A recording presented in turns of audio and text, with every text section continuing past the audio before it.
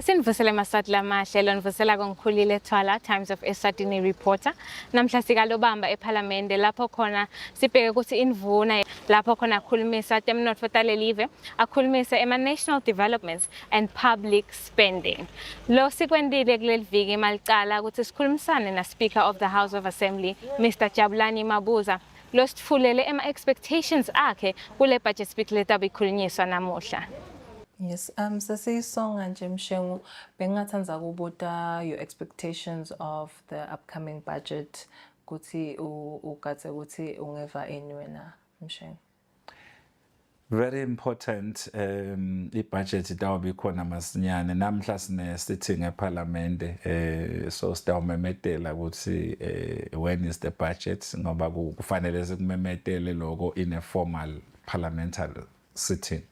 So sitawukwenda ke namuhla nekusho ke ukuthi ingwenyama ivule iParliament yathula inkulumo lenhle very balanced one to the nation noma ngibani longayithatha ayifunze le nkulumo ye head of state utawubona ukuthi seyivele ikhona iguide nema expectations ukuthi ibudget ikufuna ibheke kuphi ngoba lokukhulunywe i-head of state sithi in a way sekuvele kuyi-policy guide yokuthi le tinfo lesitawuticabanga atihambe along this line. Imvamisa i-head of state nayikhuluma nayo isuke ithethe lekubonako ithethe lekuvako ithethe lekubona kungalisita live bese iyakukhuluma kanzi nathi sithunywe lo umsebenzi lo thina as a representatives ebani so le nkulumo yenkosi seyiguide sitabe sigathelo lokho singemalungu eParliament ukuthi i-executive yelive nayenda le budget ikuthathile lokho into consideration number 1 number 2 kutaba ngiloko ukuthi kukhona yini thina lokho sivele sisitshele kona ngoba sive sisithumile emuva sikhulumile sathi uyathi thina la kithi kule yakithi indzawo sikhala nje ngemanti ngiyabekisa ngalokho noma thina sikhala ngemgwaqo seke malungu eParliament ke nasabuka le budget sefuna ke abuke kokuthi lo mgwaqo ukhona invele lawo manti sivele kuvakala sikhala ngawo ikhona imali yawo kule budget ngoba lokubalulekile ngilokuthi athathwe lama contributions alesive so ke nawo ngabuta ukuthi yini expectation yami in a nutshell ngilokho lokukhulunywa inkosi naloko lokutawuvela kulama elected members la chamuka le7 onke ema members ema senators ngoba iParliament yethu bicameral kune House of Assembly kune Senate nayo iphindze futhi ifake kanjalo kube kanjalo umthetho ushaya from both these houses so khanze ukuthi ke sekunale balance in terms of representation of the country so siyakholelwa ukuthi itawuhamba lo mgwaqo ibudget we are looking forward to it. Yes. And siyakholwa ukuthi amaswatata awujabula.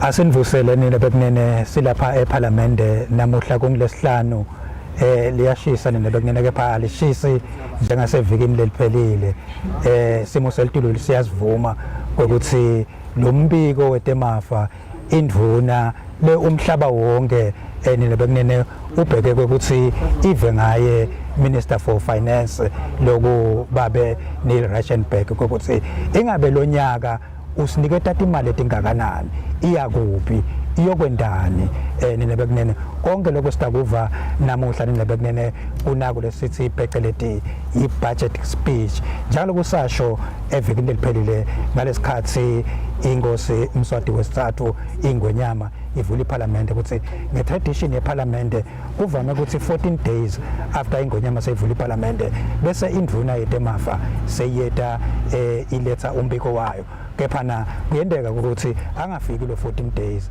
nina bekunene kwendeka ukuthi kube bo 10 noma bo 7 days after inkosi ivule iParliament bese yafika kwendekile ke nanyalo 7 days inkosi ivula iParliament sesiyabona iminister ide khona la bekunene baningi kakhulu abantu labakhona kunebantu babesikolo nina bekunene kugcwele tonke tinhlangothi tebantu lesingathi ngema captains industry nawo akhona edelana atoti vela wona ukuthi live libheka kuphi ingabe le budget yankwe noma kude ngwe kuyo ingabe le budget yebantu noma ayisiyo yebantu ingabe le economy lesithi ayibe private sector driven ingabe le budget yakuvuma inloko yakukhulumisa inloko konke sitakuva namuhla angihambe ngedwana nebenkosi lenhle ngihamba nanhlanganiso wakamkhonda lokungibusiness editor waka Times of Eswatini nebenene bengicela umhlungwane ukuthi avusele sive senkosi. Asibonge Msuthu, asivusele maswati lamahle njengoba sengethulile uMsuthu libito lami ngihlanganisa umkhonda ngisuka ka Times of Eswatini. Namuhla sisendlini taseParliament eMsuthu. Sitokhulumisa indzaba yemaphakelo. Wena mkhonda kakhulu uphila nabo bo Minister of Finance, uphila nabo bo Minister of Commerce. Uphila nawo nemalungu eParliament labo kwete business uphila nabo CEO. Yini nje from a business point of view or from a journalistic point of view ukathe ukuthi minister ithule umbiko lothini eMaswatini mkhonda. Asibonge Msuthu. Angicela nje ngokuthi Msuthu inkulumo yalonyaka yendvuna besolo isho nayo indvuna Msuthu ukuthi kutaba inkulumo letabe ilikhunyana kakhulu ngenxa ukuthi kunetinto letiningi letendekile edveni sitakhumbula ukuthi umnyaka lophelile kuye kwenyuswa khona emaholo 80-70 so ibudget yalonyaka bosomabhizinisi yona icabinet ngelombala sibukile ukuthi indvuna iqale ethule ukuthi live nje lonyaka ibudget yalo ingakanani bese seyiyayibreak down ukuthi litiko ngelitiko lithulela kungakanani siyathi ke Msuthu ukuthi kunematiko ngekwehlukana kwawo la lesingathi ama priorities kubantu uyewathi nawuthola ekuqaleni Msuthu waveta ukuthi sidayibuka le budget ukuthi ithinta abantu kangakanani labasemakhaya ebesithi the ordinary liswati ukuthi ithinze kangakanani so sikathile Msuthu ukuthi namhla inkulumo yendvuna ithinze tinhlangothi letiningi dawo umnotho ubekisele ukuthi ngisebenza nabo indvuna ya commerce nayo indvuna ka finance ka commerce sibukile ukuthi kunena info lemcuka kakhulu lesibhekene nayo silive unemployment so ibudget yalonyaka Msuthu sibuke ukuthi ithinze leto nhlangothi leto ukuthi imisebenzi iyakheka kanjani yawo eMaswati ngekwehlukana kwawo ukuthi athole imisebenzi enilitiko la commerce ngilo kanye lesati ukuthi li busy kakhulu in terms of kunena factory share program that you are aware of Msuthu lengiyona ingcenye uhulumende la isebenzisa kokwakha ngayo imisebenzi so angithi nje kafishane Msuthu sibuke ukuthi budget le dawo wakha imisebenzi letawenda ukuthi live liphile Msuthu. Siyabonga kakhulu mkhonda kanti ke nibekunene na ubuka nje indzaba yebudget ubuka ukuthi ngabe yini ibudget nawucala ekhaya ukhanza ukuthi wonke umuntu uyalada ligama lethi budget ukuthi ucela imali athi hayi ayikho budget athi uyocela imali kumalume athi malume hayi ubosheshe ungitshele ngokufaka ku budget lokusho ukuthi le budget vele ingathi iqala le emakhaya mhlongwane uqinisile iqala emakhaya Msuthu ligama nje le budget ulomnyaka ngaliva ngathi selikhulu ngazi ukuthi ngoba le live sesikhuluma nge-national budget ngathi seyivele enkulu kakhulu yes inkulu ngoba ye live but vele uqinisile iqala emakhaya whereby siya budget nakuxa uphela inyanga nje uyaqala uyahlela ukuthi lokungaka kuyawuthenga gas lokungaka kuyawubhadala school fees njengoba kunjana bekunjanuary nyalo kuyawuqedzela school fees lokungaka kuyalapha lokungaka kuyalapha lokungaka kuyalapha vele icala emakhaya Msuthu bayigatsile etikolweni le budget ukuthi utabo athini minister Neal bayigatsile lapha ebus rank bayigatsile kuthi tonke tinkalo tala kangwane ku onke ama ministries bayigatsile ka labor bayigatsile ka commerce bayigatsile kuthi tonke tindzawo ukuthi minister ukunika malini kepha singake ukuva konke lokho nema guest ethu la sakhona sitabuye siwasho ukuthi bobani ake sisathe tinzambo sitiphonse ngale kubokhulile wakathwala banabo takhona wakasitole banabo Joseph wakaZulu bakhona nabo Ntombi wakamhlongo asisathe sibhekise ngale sizinje Parliament lapha khona indvuna yetemafa Neal Rijkenberg will be presenting his national budget speech for the year 2026. There are a lot of expectations that are there for today njengokuthi kufanele Mhlonise inkulumo yenkosi Mswati the third year last week when he was presenting the speech from the throne. A lot of critical areas were highlighted by His Majesty concerning what should be done with the budget speech. Eceleni kwami ngine Mhlonishwa waseSigwe, who is also the former Minister of Sports, Culture and Youth Affairs. Siyavusela Ngamphalala unjani? Sivusele dadwethu, sivusele nasesiveni. Yes. Sibonga losuku olukhulu kangaka. Yes, Mhlonishwa, njengoba sikhona namuhla kuningi lokumcoka lokwendekala ngekhathi kulelanga la namuhla. So many areas of development la tawuthinzwa namuhla ngoMinister Neal Rijkenberg. There's the Regional Development Fund, that's the ICT sector, which was seen as an integral part by His Majesty in his speech from the throne. There's the issue of drugs that was also touched by His Majesty. Besicela kubuka nje ukuthi wena Minister wena Mhlonishwa Mhlonishwa waseSigwe, what are your expectations nekuthi bamva waseSigwe bagatseni ku national budget speech namuhla?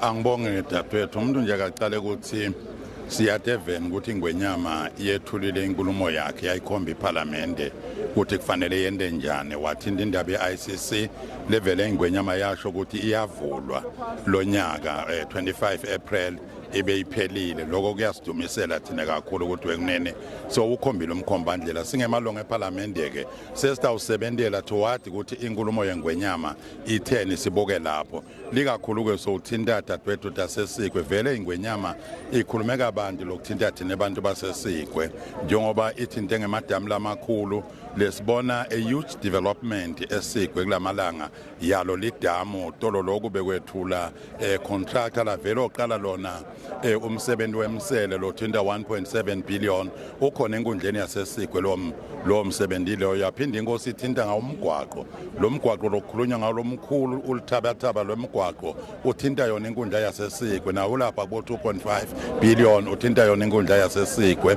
siphinde kuye inkundla yaseSigwe dadwethu sibhekile kusuka i-Fatty Shells lenkulu yokwakhathi kweneti levele contractor on site kuyo inkundla yaseSigwe lesingasho ukuthi singabala lishona emlanga ema-project lakho neSigwe njengoba nemiphakathi yakhona yonke yakhelwe emahola tithabethabe dadwethu lo ngefike ukuthi kusembabane kanti kuseSigwe nawo our half angathi nje kubo 80% kuphela ngatsho lokho ukuthi emathuba emisebenzi likakhulu kuyouth yaseSigwe mahle kakhulu njoba sikhuluma ngale misebenzi lemkhulu kengaka nje dadwethu ngingema lapho lokuthinta abantu baseSigwe bashayatanda dadwethu bayajabula uyeva lethi imali letiyakhona ukuthi imali letingakanani le live lapho lisibusise ngato khona ukuthi kuchubeke imisebenzi lemihle khona eSigwe ungaba ngiloko dadwethu umuntu la ngakusho. Yes, Mhlonishwa, besicela kubuta nje Mhlonishwa nje nayo indzaba yema drugs ikhulunyisiwe besibuta nje ukuthi maybe ukuthi ka health ungabuka ukuthi kunyukanyuke le mali khona noma naka education. It's very important for the youth to have an integral information and an enriched education background. So besifisa kubuta nje Mhlonishwa ukuthi which are your areas lova ngathi no anamuhla uwakatsile kuweva ku Minister Neal Rijkenberg? Yokuqala ngiyo yaka health dadwethu kuthinta impilo yabantu and i-health nesiqiniseko ne-education itawuthola a-lion share kule budget yalamuhla ilandele kumbe bo-works nalabanye but nje impilo yemaswati masikhuluma nge-health siyibeke embili wekunene-ke uvele wathi uma ikhulumisa lokusisho nje wathi this thing must stop kweselwakala kwema-drug sekuteke umuntu la ngabe kuthiwa sekukhulunywa umnikazi welive kusetawukhala ukuthi ama-drugs akekho lokho nje asale sathi ukuthi asiphinde sikhulume ngako ngoba nemnikazi welive uvele wakumisa wathi angaphindi kuvakalele lokho dadwethu lolo kubili okhuluma ngabo ematiko lamabili health na education vele namhla sibhekile ukuthi ngibona bathi awahamba embili ngokuthola liphakelo lelikhulu kakhulu dadwethu ngaba ngiloko siyabonga dadwethu. Sibonge kakhulu Mhlonishwa, sigadze ukuthi toba an eventful day inside. Oh, okay. Thank you so much. That is your In Eswatini, energy is more than power. It is the spark that ignites progress, growth, and possibility. At Standard Bank Eswatini, we are financing the future. Through landmark deals like the Lower Magoduza hydropower project, and by backing innovators such as the Somi Group, we are enabling clean power, sustainable growth, and opportunity. But deals alone are not enough. That is why we convene the Eswatini Energy Indaba, a platform where leaders, partners, and clients shape the nation's energy future. This is our energy story, told with the rhythm of our land, the spirit of our people, and the creativity that fuels progress. This is how Standard Bank Eswatini leads as the country's energy financier, from possibility to power to progress.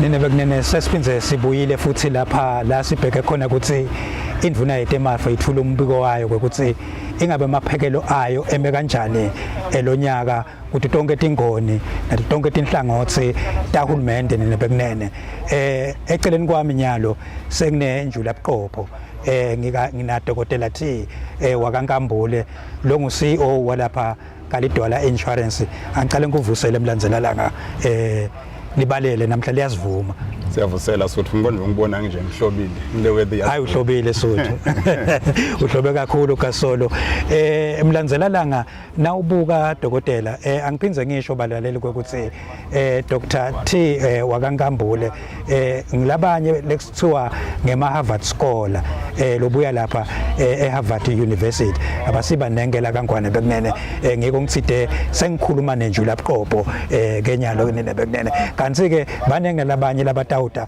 bomakethulisile dladla utawuta futhi nababe Themkosi wakadlamini lo wasebenza lapha eNational Treasury eSouth Africa naka Ministry of Finance suthu bantu bagadzile labanye bayatibuta ukuthi nayi budget uqhamuka ka insurance we expect khona ukuthi engabe suthu kumqoka ukuthi usinga insure ibudget ngiyabonga suthu uhulumende watiwa njenge organization le risk free lokusho kusesikhatsini letiningi nakubukwa uhulumende neliphakelo la uhulumende ngilona yona inhlangano longazuthi emhlabeni wonke jikelele iorganization that we can consider risk free so now insurer usuke uprotect against the risk so esikhatsini letiningi if we could insure i-government budget kusho ukuthi nje sekudlala ngemali ngoba i-risk kahle hle singasho ukuthi it's close to zero.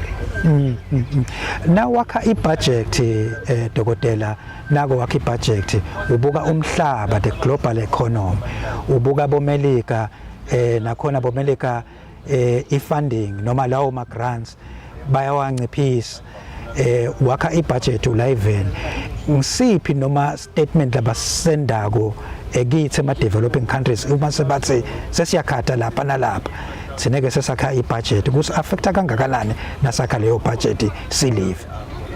Ngiyabonga suthu kunebuhle nebubi bako buhle bako kula ekutheni kusiniketa insight ukuthi sale siba self sustainable njengelive ngoba nawuseloku uncike kuma grants na kuma funding kusho ukuthi awukhuli liphupho lengonyama liyacaca ke suthu ukuthi ufuna ukuthi live la kangwane libe nge first world country if first world country it means it is a country that is also financially sustainable.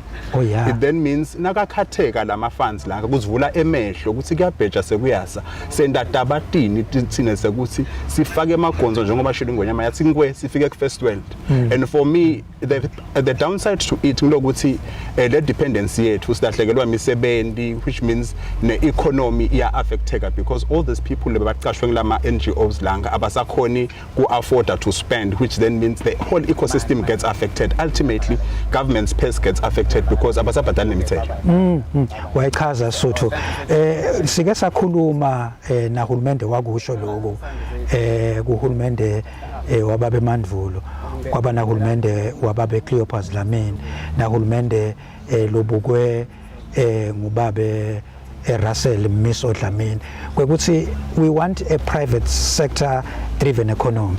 Kuma expectations zakho ale budget suthu ngabe uyafisa indokotela kubona ibudget lekhombako lokho ukuthi vele we want to be a private sector driven economy. Thank you suthu kunjalo now ukhumbula from the speech from the throne His Majesty mentioned the issue of economic growth and diversification in the different industries lokusho ukuthi that growth will be government led but private sector driven lokusho ukuthi uhulumende create an enabling environment for the investors to come and participate in the economy lokusho ukuthi bese uyakhula umnotho ngaleyo ndlela vele ngigadze ngalabovu ngoba na ubuka kule growth leyo ngigadze ukuthi wonke nabani namakelo semarket uthengisa ilifethi ayive le growth ayive nale activity bake bakhulume labanye suthu ukuthi ibusiness nje nangabe uyikhalimele ufuna kuyenda ukuthi ibe ne profit kahle ufuna ubukethe inzabadabo transport ubukethe inzabadabo energy nalokunye nje lokunenge suthu ku energy wethu suthu dokotela ungathini ugathileni ukuthi minister kube khona la kukhulumako nge-energy independence. Thank you, Sutu. I think one of the things that His Majesty mentioned on the speech from the throne, by 2030, kusifiso sakhe ukuthi sibe na 50% locally generated power, which then means we now are at a state of energy security. If sifika lesigaba leso lokusho ukuthi nale nzengo ya gas sitawukhona kuyicontroller to some degree locally lokusho ukuthi nale business ayisa affected kangawo ngoba most of ema business anema lights ayakhanyisa kudingeka gas ayakhicita effect kudingeka gas nangabe le input cost isetulu lokusho ukuthi lokhu kukhicidiwe vele kugcina nana sekugaba enhloko lokusho ukuthi nasesifike esigabeni lapho khona sikhona to control the input cost la velana nale electricity siyakhona ukuthi all the other costs lamanye sikhona kuwa container lokusho ukuthi the ultimate output or the product is affordable to the general Eswatini lokusho ukuthi netinkampani lokhanza ukuthi kulamalanga digcina setingasakhona ukuqhubeka ngathi indleko ukuthi setutita ukhona kukhosa khosa emalanganyana because some of those ngakubita ngithi electricity is more of a fixed cost ngoba now use factory nje ukhicita ukusebenzisa gas noma ngabe kunini uyamdzinga lo gas so nangabe sesifike kulesigaba lapho khona sesikhicitela ingcenye lo gas lesikhona kumcontrol pricing yawo I think utali sister live ku sustainability nema business namanengi kutawasitha bengishilo bekunena ukuthi ngihlele nenjula buqopho lapha ngihlele na Dr. T waka Nkambule longisi owalapha kaLdwala insurance bekunene suthu lapha ku job creation kunema factory shells ikhathini letinengi uhulumende ukuvetile ukuthi ngeminyaka kufanele kwakhiwe 10 wema factory shells kutoba nale job creation ingabe vele lokuthi uhulumende awakhe lama factory shells kuyinto lenhle kangakanani suthu ubhekile ukuthi mhlawumbe ngaba neallocation yawo futhi nalonyaka ngiyabonga Suthu kulenza ba ema factory shells ngikujabulela kakhulu lokho ngisho ukuthi it's one of the enablers because it's the infrastructure nama priority areas la ngala kudinga ukuthi kona si develop khona the infrastructure but over and above the infrastructure for it to create sustainable employment kudinga ukuthi the regulation and the laws in the country must be enabling enough for foreign direct investors to find it attractive lokusho ukuthi even for local investors there should be incentives for them to go into manufacturing in that way stuff sesiyakhona ke kuwayilda onke lama benefits but nangabe it's just about building the structures we can build structures they can be factory shells singa benefit anything kwanza ukuthi we have wasted the taxpayers money by developing factory shells but they are white elephants. Suthu legcina suthu ungathini nje generally yo expectation kepha na singakendi njalo suthu sitaphinze futhi sibuye na Dr. T Nkambule bekunena ake sesiphinze sithathe insambo siphonse emshiya loya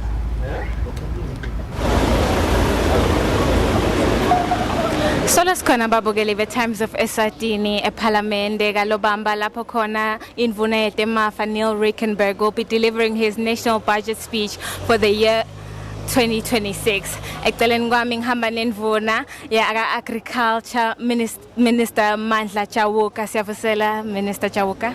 Siyavusela msakati siyavusela nasesiveni sengwenyama sivusela emaswatonke likakhulu balimi.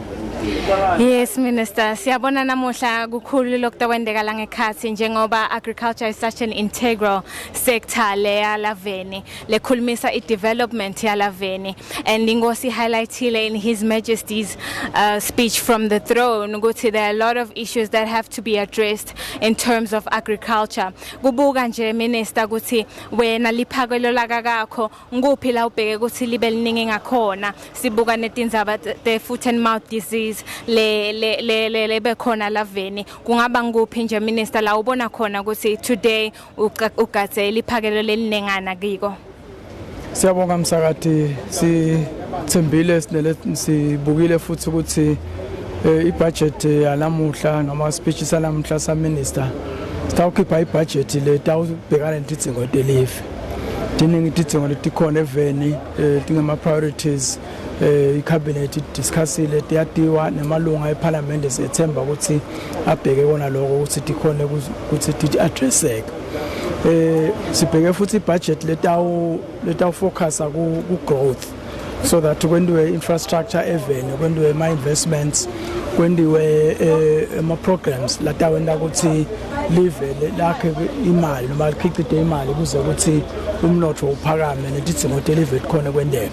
Nasibuya ke tikweni letekulima indzaba lenkulu lesibhekile vele leyo ukuthi litiko lisekeleke kulweni ne-FMD likakhulu ku budget lesibhekile ukuthi sivuse imingcele nakuthiwa ngama cordon fences ayimingcele elive but imingcele FMD ukuze ukuthi kungaphokungena le FMD eveni. Kukhona ke lesikucelile lesibheke ukuthi vele iminister itasiphakela namhla kuze ukuthi sikhona kulwa nale ngcinamba lenkaka. Lokunye sikubhekile ingwenyama nayivula iParliament yakhuluma kakhulu yebo yakhuluma nga FMD kakhulu yaphinza yakhuluma kakhulu ngenzaba ye-food self sufficiency lesivamise thina ukubitha se-food sovereignty. Nakhona lapho sibhekile ukuthi kube neliphakelo elibonakalako likakhulu ehlelweni lesilibitha ukuthi i-commercialization of agriculture lapho khona sifuna kulima imihalo sikhona ukuthi si-commercialize lokulima silime njengoba lamanye amave alima kuze sikhona kondlalive. Sibhekile futhi nakusubsidy le ngiyona isithi abalimi ukuthi bakhole kulima nakhona liphakelo libe khona libe ngelibonakalayo. Sibhekile futhi ukuthi liphakelo libe khona leliya ekwakheni amadamu kuze ukuthi sitokhona kumelana nalesimo se-climate change. Njoba sibona nje lo nyaka umbila ukhule waba muhle lana tulaba linengi kodwa nyalo selubulele ngokuselibalele kulamaviki lamane noma lasithupha lesedlule kuleshisa kakhulu kube emadamu abekhona anele eveli ngabe siwabambile lawo manje siyanisela nyalo besitawuphuma nesivuno lesihle lonyaka. Sobhekile ke lokho ukuthi induna kube khona kumbe encenye lesiphakela khona kuleto tinhlelo njoba sacela. Oh, Siyabonga Minister, we're hoping your expectations will be met as you go inside, sir. Thank you so much for your time. Thank you very much. Thank you to you. Njengoba sivile Maswati, so khulumile Minister for Agriculture wa highlight a lot of issues that he's expecting and uyasho ukuthi indzaba yemadamu imcoka kule budget allocation lesitayiva la ngekhathi. Siyabona ukuthi ukathe ukuthi a lot of funding iye ku budget ku dam construction laveni. Siyayati nje i-issue yembakeni dam ukuthi le integral kule aspect ye development ya laveni. Siyati ukuthi the mbakeni dam will result in a lot of development in this country. Siyabonga ukuthi ministers ekhulumile kabanti ngalokuthi iFMD yona itawuthinza ithini kule budget allocation njengoba shilo minister ukuthi eminceleni kugatheke ukuthi kube ne refencing so sikathe ukuthi i-budget allocation ya this year ikhulumise lokho. Nyalo sesitawuthola umbiko lomunye lolandzelako lobuya ku Times of Eswatini report amfani khona ngambule.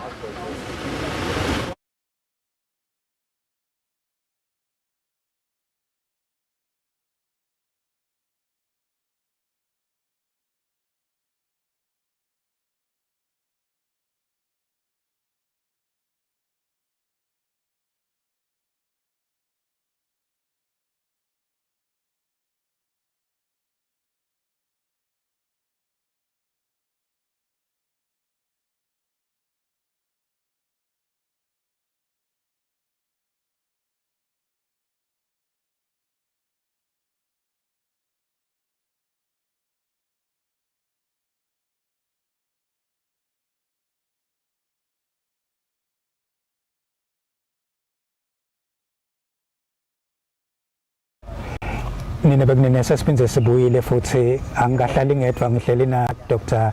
Thingambule longu-CEO walapha kaLdwala Insurance bekunene. Asiphinze sibuyele sothu sibuke ukuthi usinikete yo ma-general expectations zakho sokuthi sesiyibutile imibuto sakhuluma ngabo job creation sakhuluma ngema-factory shells wena njengasolo le budget speech umsuthu ngabe ugadze ini kakhulu. Ngiyabonga Suthu. For me, I have a lot of expectations, but above all, it's just linking the budget to the grand plan that government currently has, the policy direction that has been given by His Majesty from the speech from the throne, to see how these two will marry and how the allocation then talks to economic stimulation. Ngoba ekugcineni kwawo konke we understand how government gets funded over and above SACCO receipts. Ngwenyama ifunanda ngaba na at least 10 companies letakha 10 billion. Lokusho ukuthi those funds would be enough to give enough tax to sustain the economy. Lokusho ukuthi kuze kwendeke lokho, it must be an enabling environment from a regulation point of view such that bantu bangakhanzi kunetinsaya letinengi ku operator even la kangwana. Bangakhanzi ngazo sibaphoceleleka ukuthi baye kulamanye emave. What I'm also expecting is to see what kind of incentives, if there are any, in the budget, because if we are saying it's a government-led and private sector-driven, what incentives are there even for local investors to participate in some of these big investments? Because much as we can be looking at foreign direct investments, but what incentives are there for local investors to invest in some of these big infrastructural projects and in this other capital projects that His Majesty spoke to? Lenye info ngibhekile Suthu indzaba yema triple Ps. To see how will government really structure it? How are we going to maneuver around that? And how will government create appetite for investors to find it necessary to partner in the triple Ps?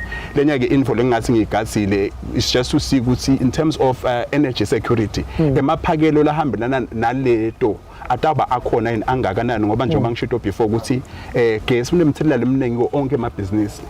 Maybe just to conclude ngaba ukuthi as we are going to be spending on growth, another discipline on a fiscal level point of view, I just want to make sure we see I maintain, and because historically we've been very disciplined as a country in terms of our exposure. So much as we have got, the stakes are high, the demands are there, the needs are there, but to what degree are we still able to balance our growth and our fiscal discipline? So ngasho nje ukuthi mina vele kusafakwa lamaphakelo ngigadze ngalabovu nalokwathi nje ukuthi sisathi kune economic stimulation makelo sengisalifethi la mgwaqweni akawubone lamafethi aphela ngalokuthi le mali ikhona.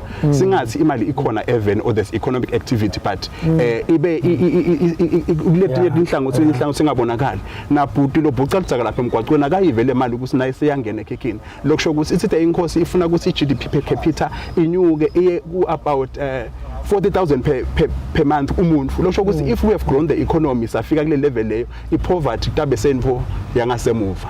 Thank you Suthu. Siyabonga kakhulu Suthu. Ukhuluma indzaba lapha lenkulu kakhulu, indzaba yema companies njengaloko lo muthi akhulumile ukuthi kufuneka 10 alethi turnover ya 10 billion. Losho ukuthi ubuke ibudget ya minister kwanza ukuthi basho ukuthi revenue and grants ataba kangaka, recurrent expenditure bataba bangaka, bese ubona i-deficit lapha. Losho ukuthi nase lama companies asakhona asama nenga khichita la kangwane, kungenteka singayiboni le deficit, sibe nabo surplus ku budget ya hulumende dokotela. Kunjalo Suthu njengoba ngishilo ukuthi if we are able to strike a balance between foreign investors and local investors, foreign investors are good, but the fact of the matter is at the end of the day they want to repatriate profits to where they come from. Good umuntu ungene business for the sake of being there. You do business and make good later. So nanabo banemave abo labafuna ukuthi bawathuthukise. So if lama incentives angaba khona even for local investors, because nangi leswati kusho ukuthi yonke le mali itawusekhulisa kangwane ngispendela kangwane, which means at every level of the ecosystem itawukhona kuba taxed. Government uyakhona ku draw i-revenue losho ukuthi le surplus seyigcina ikhona ngaleyo ndlela. Siyabonga kakhulu Suthu. Nanga sitawuthatha tinzambo ke futhi kasolo sibonga kakhulu isikhathi sakho Suthu, kuningi kakhulu esikuzuzile ulandzelalanga. Singacela nje ukuthi uvalelise Suthu. Angibonge Times of Eswatini, ngibonge nawe Suthu for this discussion. Nami sengigadze ngalabovu le budget. No sesigadze kakhulu. Asesibheke emarket sibonga kakhulu besina Dr. T Ngabule CEO akalidwala nene market. Hayibo. Hayi yabona imoto nayi. Unjani bhuti wami? Ngiyaphila kunjani my sister? Ngiyaphila yathi sengivelele inkinga lana. Imoto yami ivele nje yathula dvu. Sengiphathe ngiyayidumisa nani ngifaka isikhiya nje iyangibuka. Ngabe ningangisita ngani la khaya? Singakusida my sister. Sithathele ibhetri elisha. Yes. Let's test imoto yakho ukuthi ngabe inkinga kuphi and after test I can tell ukuthi maybe ilibhetri noma yini. Yes. Yeah. So Niyangicharge yini lokhu ngitestela? it's for free service. It's for free? Yes. Oh, amazing. From service kits, batteries, wiper plates, starters and alternators to many more quality products, Bosch gives you reliability you can count on. Cases lindo imoto kumele inkinga libhetri. Libhetri eligudi kithi it's a wheeled battery. Then ngilandzele maybe lapho vatcha and other stuff. But nje le recommendable kakhulu ngile wheeled. You can even feel it if you can. Yeah. Okay. It's a good one. Whether it's daily driving or long journeys, Bosch keeps you moving safely and efficiently. Ungasati bambeleli, vakashela ligatsha letfu lelikanekise kaManzini, noma ke uvakashele noma ngangsiphi isitolo saka Bosch lesifutane nawe, ungashaya na ku 7602 3376 utawuthola kusitakala.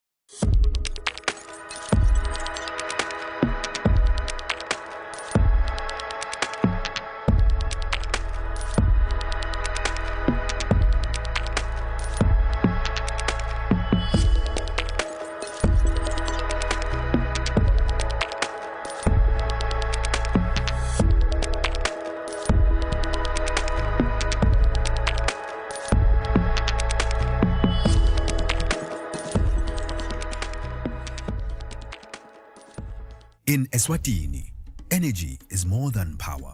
It is the spark that ignites progress, growth, and possibility. At Standard Bank Eswatini, we are financing the future.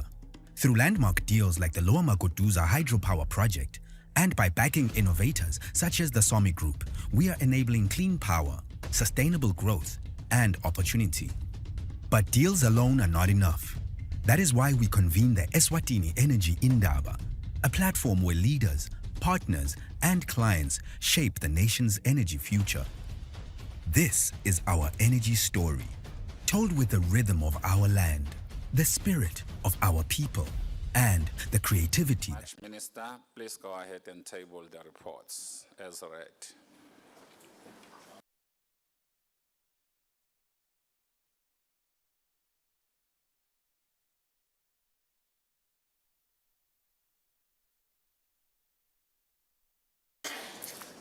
Siyabonga kakhulu Minister, angathi bakuhleka ngoba vele singawe namuhla.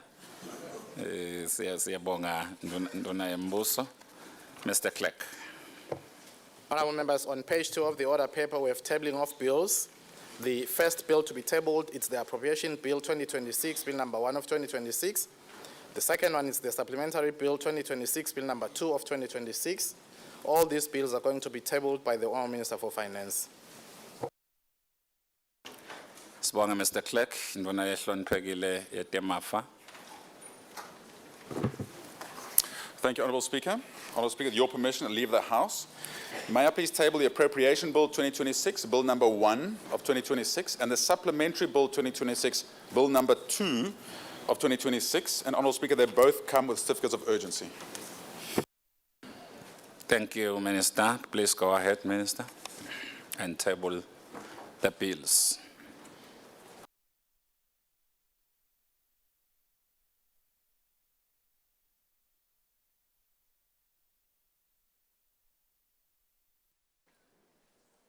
Sibonge nduna yehloniphekile yetemafa, Mr. Clerk.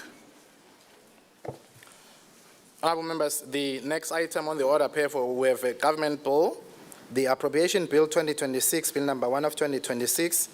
First reading, presented with a certificate of urgency by the Honourable Minister for Finance. Mr. Clerk, when is the second reading? Thank you, Honourable Speaker. With your permission, leave the House. May it please be forthwith. It has been moved that the second reading be forthwith. Aye. Nay. The ayes have it and the ayes have it. Mr. Clerk. The Appropriation Bill 2026, Bill number 1 of 2026, second reading by the Honourable Minister for Finance. Asibonge Mr. Clerk, induna ehloniphekile yetemafa sengiso lesikhathi induna la kufanele khona uchubeke nemsebenzi wakho webudget seyingachubeka induna. Thank you, Honourable Speaker. Mr. Speaker, it's my singular honour and profound responsibility to stand before this August House to present the national budget estimates for the 2026-2027 financial year at this third session of the 12th Parliament of the Kingdom of Eswatini. I rise this morning deeply conscious of the times that we live in. Across the world, nations are navigating uncertainty, geopolitical tensions are redefining alliances, global trade is being reshaped, supply chains remain fragile, and economic nationalism is testing long-standing international arrangements. What once appeared predictable is now fluid. What once seemed stable is now contested. Mr. Speaker, in the midst of the shifting global landscape, the Kingdom of Eswatini stands firm, anchored in faith, guided by wise leadership, and strengthened by unity. Mr. Speaker, I give all thanks and glory to our Heavenly Father. We thank Him for the spirit of unity that prevails over our nation. This year, we are guided by the principle of agape, the highest form of love, which seeks the well-being of others above oneself. As the word reminds us in 1 John 3:18, dear children, let not love with words and speech, but with actions and in truth. This budget is designed to be that action. It is a testament of our commitment to love and serve every Liswati in truth. The theme this year of our speech is agape love, love in action for economic transformation. Agape love is not sentiment. It's not passive. It is sacrificial. It is disciplined. It's responsible. It's the kind of love that chooses the greater good over personal comfort. It's the love that builds institutions, strengthens families, pays taxes honestly, fights corruption, and serves the nation faithfully. Mr. Speaker, a budget is more than numbers. It's a moral contract. It reveals what we value. It reflects who we choose to protect. It determines the future that we are building. This year's budget is built on agape love. Love for the child in the rural classroom. Love for the unemployed seeking opportunity. Love for the farmer battling climate shocks. Love for the worker who rises before dawn. Love for the elderly citizen who depends on dignity. And love for future generations who will inherit the consequences of our fiscal decisions. His Majesty the King has consistently called upon us to build a nation of unity, discipline, and integrity. During the opening of Parliament, His Majesty has reminded us that service delivery must improve, corruption must be uprooted, medicines must be supplied, and the youth must be empowered. This budget responds directly to that call. Mr. Speaker, agape love also demands accountability and good stewardship. We cannot seek to love while tolerating waste. We cannot speak of prosperity while enabling corruption. We cannot speak of progress while avoiding discipline. Mr. Speaker, never before in recent history has the global order appeared so uncertain. Protectionism is rising. Major economies are reprioritizing domestic interests. Aid flows are being reduced. Major trade agreements are under strain. Climate shocks are intensifying. Small open economies like ours cannot control these global forces, but we can control our response. Our response is this: we'll strengthen domestic revenue mobilization. We'll protect fiscal sustainability. We will invest deliberately in growth. We will accelerate reforms, and we'll build resilience. While others retreat inwards, Eswatini moves forward with clarity and courage. We are building dams and irrigation schemes. We are building digital systems and financial transparency. We are building energy independence. We are building factory shells and manufacturing capacity. We are building institutions that will outlive us. We are building a culture of accountability. Mr. Speaker, over the last several years, we prioritized stabilization, strengthening reserves, improving debt management, upgrading our credit rating, firming up tax administration, and restoring investor confidence. That foundation is now bearing fruit. This budget marks a transition from stability to acceleration. It's a pro-growth, pro-discipline, pro-investment budget. We are increasing capital expenditure because we understand that growth is not accidental, it is constructed. Infrastructure, energy security, water security, digital systems, and industrial capacity are not expenses. These are investments in national productivity. But growth without discipline makes us fragile. Therefore, while we invest boldly, we must remain fiscally prudent. Agape loves demand that we do not burden our children with reckless debt. Mr. Speaker, one of the most significant institution reforms undertaken by government in recent years is the successful implementation of the first release of the Integrated Financial Management System, referring to UMSEBE IFMIS. For the first time, ministries and departments utilized a fully integrated digital platform for planning and budgeting. This reform marks a decisive shift towards program-based budgeting, enhanced fiscal discipline, real-time expenditure monitoring, and strengthened accountability. The system reduces opportunity for waste and irregular expenditure, it improves transparency, and aligns public spending directly with the National Development Plan and the Programme of Action. UMSEBE is not merely a technical upgrade, it's a structural reform that will permanently improve how government manages public resources. Mr. Speaker, after years of planning, construction, and strategic investment, the International Conference Centre will be officially opened on the 25th of April 2026 and opened by His Majesty the King. This milestone represents far more than the completion of infrastructure. It symbolizes Eswatini's ambition to position itself as a premium regional destination for conferences, trade expos, and international events.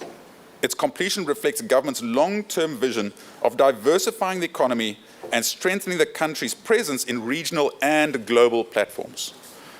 Mr. Speaker, government has taken decisive action to addressing long-standing challenges with the availability of medicines in public health facilities. The legislation transforming the central medical stores to a standalone statutory entity has now been passed. This reform will establish an accountable, professionally managed institution with end-to-end visibility of medicine procurement, storage, and distribution across government. The new structure will modernize supply chain management, reduce stockouts, improve forecasting accuracy, and strengthen governance. This transformation is a critical step towards restoring confidence in the health system and ensuring reliable access to essential medicines for all eMaSwati. Mr. Speaker, through an important revenue administration reform, government has raised the declaration thresholds at our borders to 10,000 emalangeni. This policy adjustment has encouraged greater compliance and transparency among travellers and traders. Early indications show that marked increase in declaration of goods, strengthening customs monitoring, and positive impacting of the SACU-related receipts. By simplifying compliance while targeting enforcement, this reform improves revenue integrity without increasing tax rates. It reflects our broader strategy of widening the tax base through compliance rather than burdening the already compliant taxpayers. Mr. Speaker, the implementation of a comprehensive salary review marks a significant milestone in strengthening morale, fairness, and professionalism amongst the public service. Following extensive consultations with the Joint Negotiations Forum, government implemented Scenario 3 of the Salary Review Report, including phased adjustment and structured back pay arrangements. This reform addressed long-standing disparities, particularly with the security forces and critical public service sectors, while maintaining fiscal sustainability through a staggered implementation. A motivated and fairly compensated public service is essential for improved service delivery, institutional stability, and economic confidence. Mr. Speaker, the government's made structural progress in expanding domestic energy generation capacity through recently signed power purchase and grid connection agreements. These include solar projects, a 40-megawatt biomass facility, and the Lower Makutuza hydropower plant, all currently advancing towards implementation. These projects will significantly diversify our energy mix, reduce dependency on import electricity, create employment opportunities, enhance tariff stability, and support industrial growth.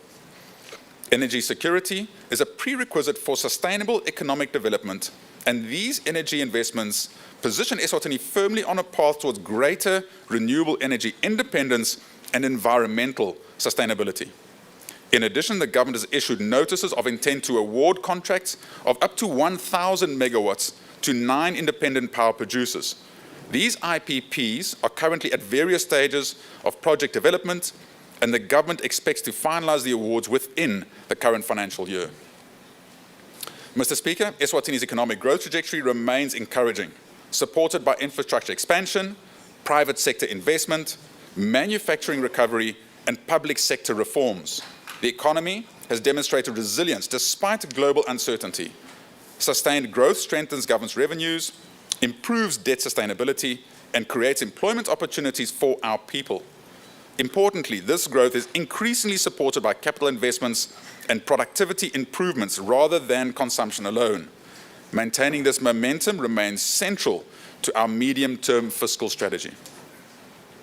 Mr. Speaker, investor confidence in the Kingdom continues to strengthen independent assessments, including reports from the multilateral institutions such as the World Bank, which have acknowledged improvements in regulatory processes, digitization of services, and institutional reforms that enhance the ease of doing business. The operationalization of the business one-stop shop, improvements in customs processing times, and the enhanced financial sector regulations have reduced transaction costs and improved predictability for investors. The oversubscription of our sovereign bonds and sustained capital inflows further affirm that Eswatini is increasingly viewed as a credible, stable, and investor-ready destination. Mr. Speaker, agape love means celebrating progress but not becoming complacent. We still face youth unemployment, high poverty levels, climate vulnerability that's decimating our road infrastructure and agriculture, and global trade uncertainties. Therefore, this budget is not a celebration of arrival, it's a declaration of intent. The global economy has exhibited resilience amid the emerging policy shifts since the beginning of 2025.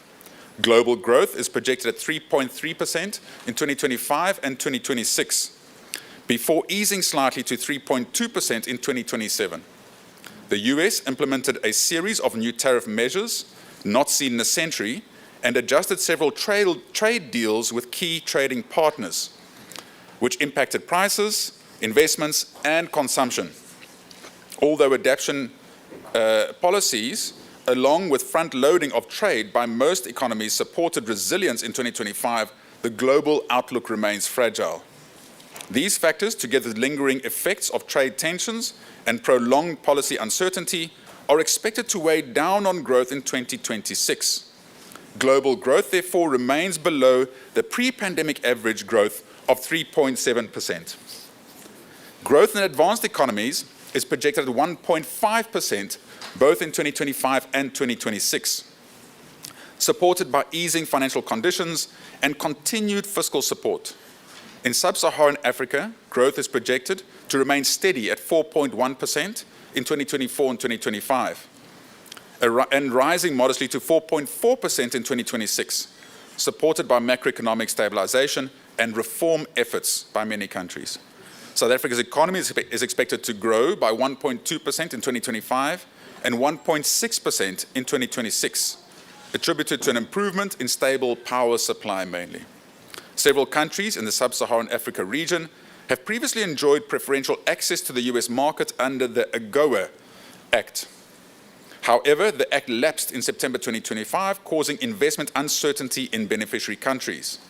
On February 3rd, 2026, however, President Trump signed legislation reauthorizing AGOA through to December 31st, 2026. This one-year extension provides limited continuity for duty-free access to the US market for eligible nations, backdated to September 30, 2025. The Eswatini economy has remained resilient despite ongoing economic challenges.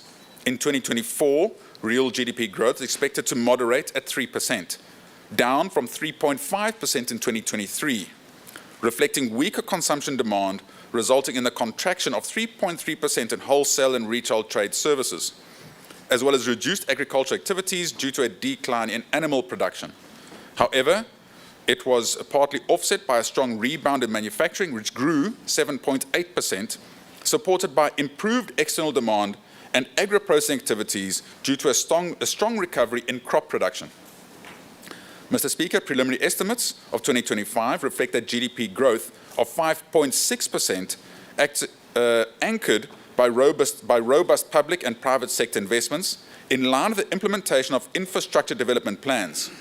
Major infrastructure projects, including the Mbageni Dam, under the Konungwavuma Water Augmentation Project, energy projects, expanded ICT services, sustained growth momentum in the manufacturing industry, and private sector investments boosting the construction sector by 17.1%.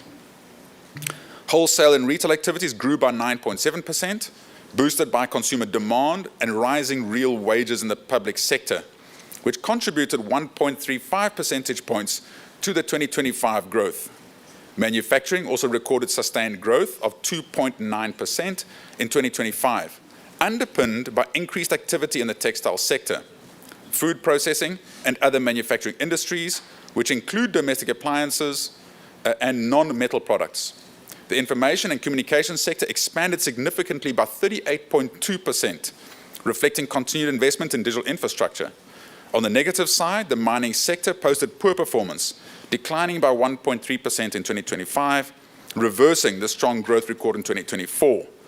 Despite a 12.9% rise in international arrivals, accommodation services remain subdued due to reduced conferencing activity linked to the freeze in foreign-funded programs.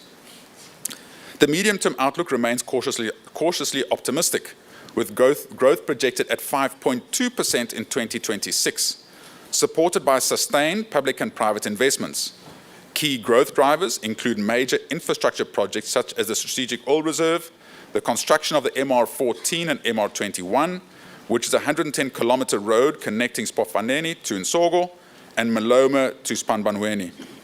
The central bank headquarters, the Manzini Mall, renewable energy initiatives, and the continued implementation of the Mbageni Dam, amongst others.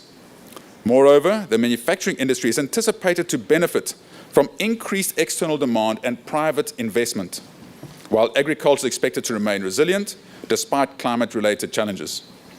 The tertiary sector is also projected to benefit from the continued investment in ICT services, transportation, and tourism. However, downside risks remain elevated. These include heightened global uncertainty, leading to commodity price volatility and trade disruptions, which may constrain export-orientated sectors. Additionally, climate-related shocks pose significant risks to agriculture production and could delay the implementation of major construction projects. Mr. Speaker, inflationary pressure remains generally contained in 2025. Annual consumer inflation averaged 3.2% in the 11 months to November 2025, down from 4% over the same period in 2024, with inflation in the second half of the year constantly below 3%. This moderation was mainly driven by lower food and transport inflation, reflecting declines in the prices of key food items such as rice and dairy products, as well as slower increases in sugar and reductions in domestic fuel prices. Transport inflation also eased in line with lower fuel costs and lower increases in vehicle purchasing prices, supported by a decline of about 15% in international Brent crude oil. In addition, price increases for housing, rentals, and utilities moderated in 2025 compared to 2024. However, upward price pressures are observed in alcoholic beverages and tobacco, largely reflecting higher sin taxes. In the medium term, international oil prices are expected to remain broadly stable, implying a muted impact on domestic headline inflation, particularly for transport and food components. Nonetheless, recent public sector wage adjustments, higher bread prices, and lingering base effects are projected to exert upward pressure on domestic inflation. As a result, inflation is expected to rise modestly to about 4% in 2026 and 3.8% in 2027, compared to an outturn of 3.2% in 2025. Mr. Speaker, Eswatini's external sector position is projected to weaken in 2025, with the current account surplus declining from 1.9 billion emalangeni in 2024 to about 546 million. This narrowing of the surplus is mainly driven by a faster increase in imports than exports, reflecting higher demand for imported goods and services associated with the implementation of mega projects. The acceleration of imports of both goods and services is expected to persist into 2026, thereby exerting additional pressure on the current account. Furthermore, Eswatini continues to be a net recipient of foreign direct investment from the rest of the world, which supports capital formation and job creation, but also results in higher outflows in the income account in the form of dividends and interest payments to foreign investors. SACU is expected to increase by 13% in the 2026-2027 financial year, rising from this year's 10.4 billion emalangeni to 11.7 billion emalangeni. In addition, the secondary income account surplus is also projected to decline to 11.8 billion in 2025 from 13.6 billion in 2024, reflecting a 20.4% reduction in SACU receipts for the 2025-2026 relative to the 2024-2025 financial year.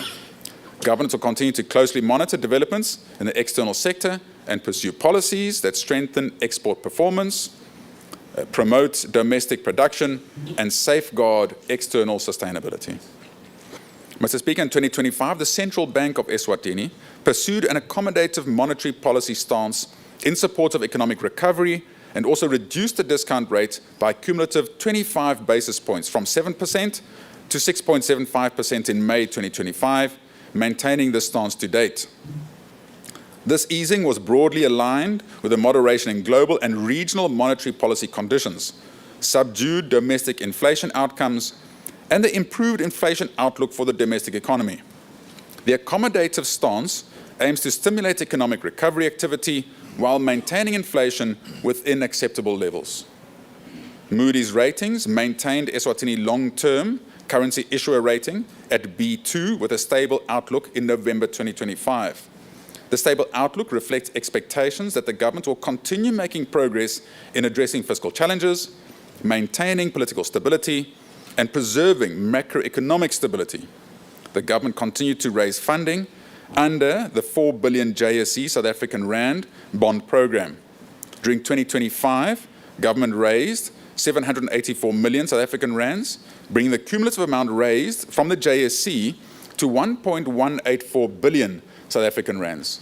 Going forward, the government is expected to return to South African capital market for further issuances, capitalizing on the decreasing interest rate environment and the broad bonds and treasury bills.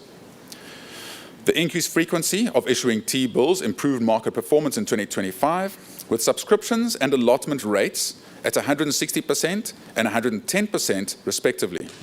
Bond performance was also strong, supported by the relaunch of the infrastructure bond, which recorded an allotment rate of 125%, signaling sustained investor confidence in government securities.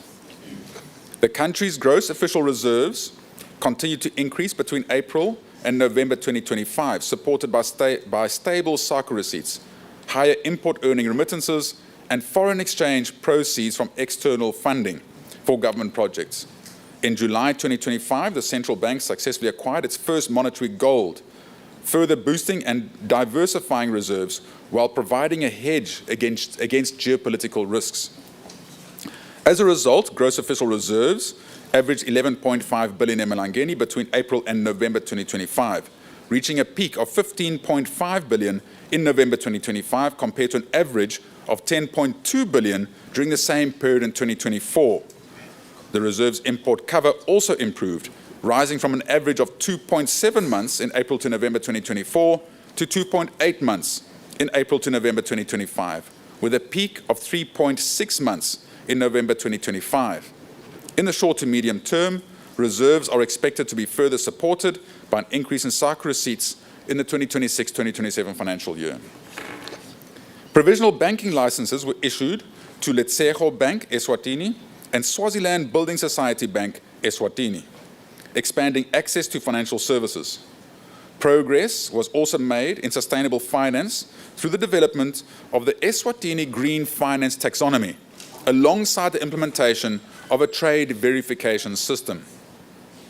Digital transformation advanced through improved management of private sector external debt and regulatory approvals, while financial inclusion was supported by removing charges on the first digital wallet withdrawal per transaction effective March 2025. Significant progress was achieved in strengthening the national payment system in line with regional harmonization goals. The central bank, working with government and supported by the World Bank, drafted national payment system regulations to operationalize the National Payment Systems Act of 2023. These regulations will enable the licensing of a broader range of payment service providers than what prevails at present. Implementation of the Eswatini payment switch continued with all banks and non-bank participants, which is now connected to the FOS payment platform, enabling instant domestic payments 24/7. And further expansion is planned to include QR code payments that will enable merchants and government payments that will be processed seamlessly using your smartphone. In essence, what used to take up to 24 hours to transfer money between banks now takes 2 seconds. Mr. Speaker, the Eswatini banking sector remains broadly resilient, supported by adequate capital and liquidity buffers. As at September 2025, the capital adequacy ratio stood at 15.8%, well above the minimum regulatory requirement of 8%. While the sector remained profitable, the non-performing loans ratio increased slightly to 7.1% in September 2025. Liquidity conditions improved, with a liquid assets to deposit ratio reaching 34.3% during the review period. Although concentration risks remain elevated, stress test results confirm resilience to moderate shocks. However, vulnerabilities to large borrower defaults persist. The insurance and pension sectors continue to serve as an important stability anchors within the financial system. Pension funds assets increased by 11.4% to 55.8 billion emalangeni, representing 57.1% of GDP and 34.4% of total financial sector assets. While investment portfolios remain diversified, elevated exposure to government securities and foreign equities increased market and concentration risks. Capital market assets rose by 17.7% to 41 billion emalangeni. However, low market liquidity and narrow participation continue to constrain market depth. The insurance sector remained profitable, although rising operational costs, climate change risks, and high market concentrations are among leading factors that pose emerging challenges. Mr. Speaker, the accommodative monetary policy stance pursued in 2024, which reduced borrowing and debt service costs, continued to stimulate the private sector credit, providing the necessary catalyst for growth and employment creation in the economy. Between April and October 2025, year-on-year average growth in private sector credit was 8.1%. Slightly lower than 8.7% recorded over the same period in 2024. In 2025, growth was concentrated in the business sector, with business credit rising by 14.2% from 12.6% in 2024, supported by robust performance in agriculture, manufacturing, and distribution industries. Conversely, household credit growth slowed to an average of 2.3%, down from 6% in the same period 2024-2025 financial year, reflecting persistently tight consumer finances despite lower borrowing costs. The amount of money in circulation within the economy expanded by an average of 5.9% between April and October 2025, compared to 9.9% in the same period in 2024. Growth was driven by increases in both private sector credit and net foreign assets. Notably, interest-earning deposits grew by 7.8%, indicating a higher tendency amongst depositors to save, while transaction deposits rose at a slower pace of 3%. Mr. Speaker, in the short to medium term, growth in private sector credit and money supply is expected to remain positive, supported by the ongoing recovery in economic activity. Household credit is also expected to improve, aided by subdued inflation, declining interest rates, and stronger household finances, particularly following the recent civil service salary review. Mr. Speaker, support measures for MSMEs include financing schemes such as the Informal Traders Revolving Fund, the MSME Revolving Fund, the Small Scale Enterprise Loan Guarantee Scheme, and the Export Credit Guarantee Scheme.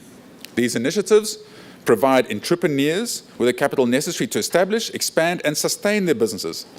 To date, 56 million has been distributed under the SME Revolving Fund, resulting in the creation of 3,096 jobs.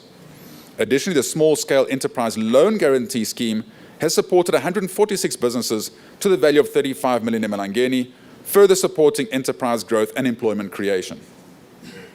The latest studies show that there are 70,000 MSMEs in the kingdom, which employs over 90,000 Eswatini and contributes significantly to Eswatini's GDP. 74% of these MSMEs are located in the rural areas and are mainly concentrated in the retail sector. The agriculture sector is the most dominant in terms of employment. Government provides support for 123 businesses through the incubation program, which helps SMEs to develop their business acumen and grow their businesses. Through MSME capacity development and sector support program, which targets MSMEs that are not under the incubation program, government capacitated over 1,500 entrepreneurs from different Nkundla on entrepreneurship, business planning, and financial literacy.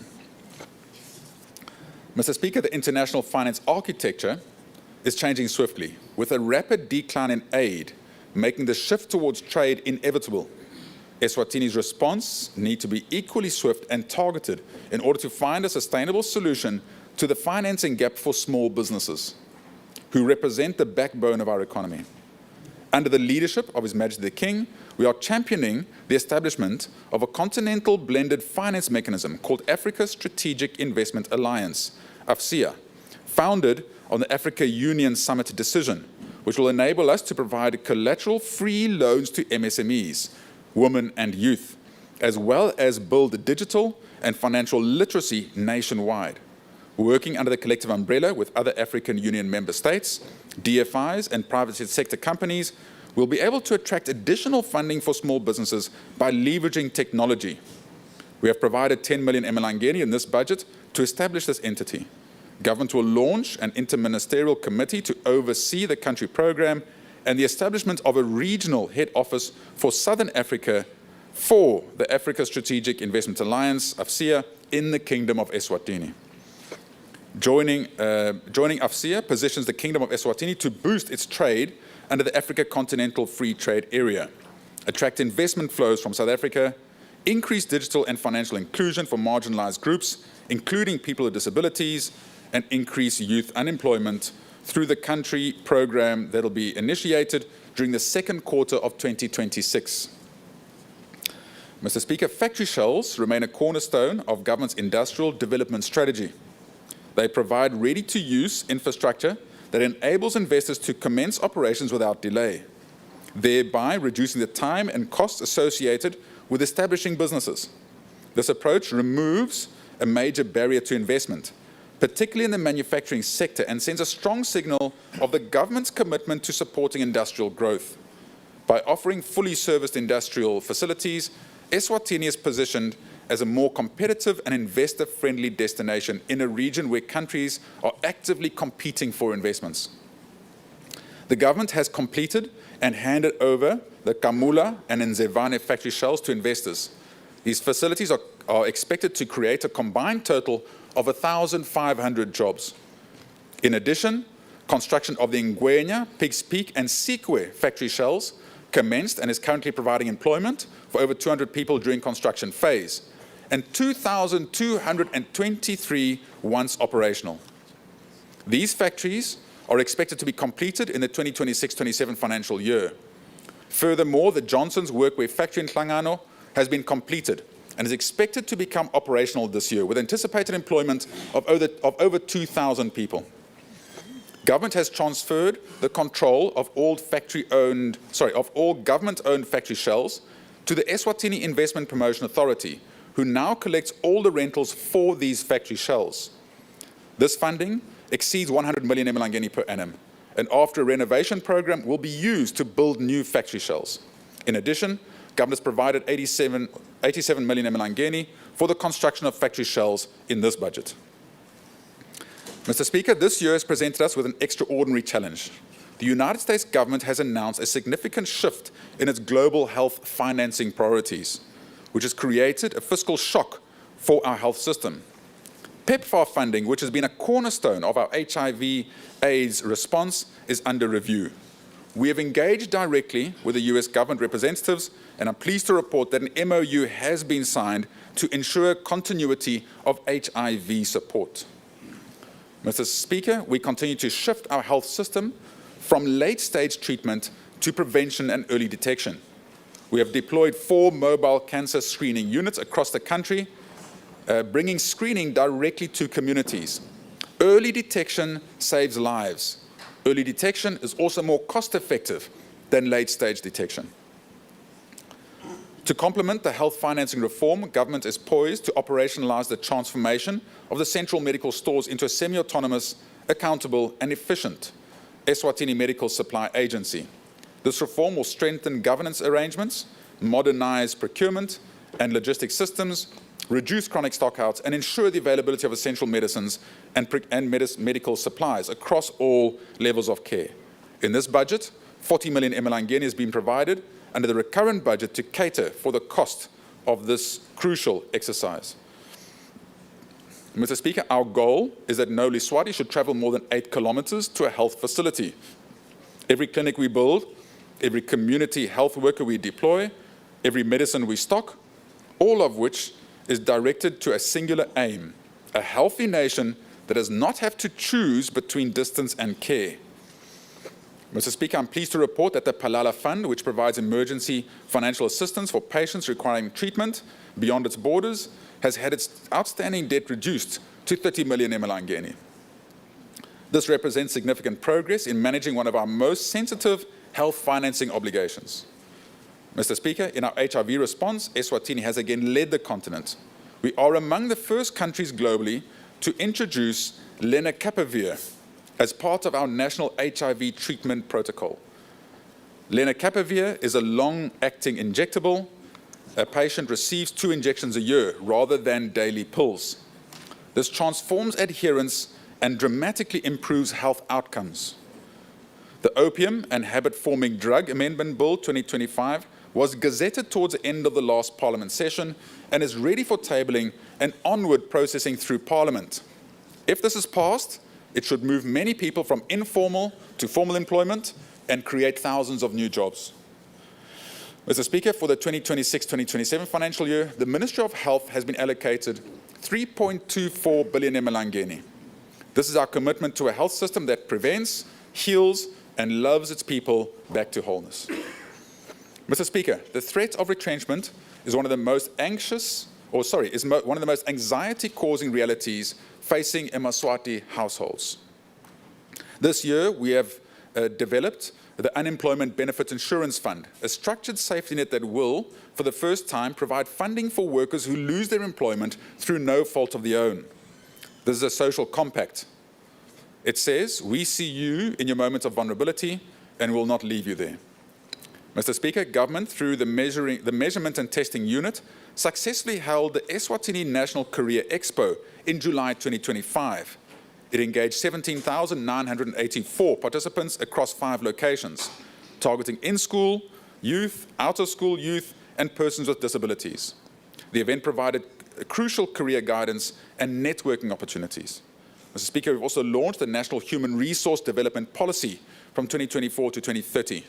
This policy coordinates our skills development, training, and employment strategy across all ministries.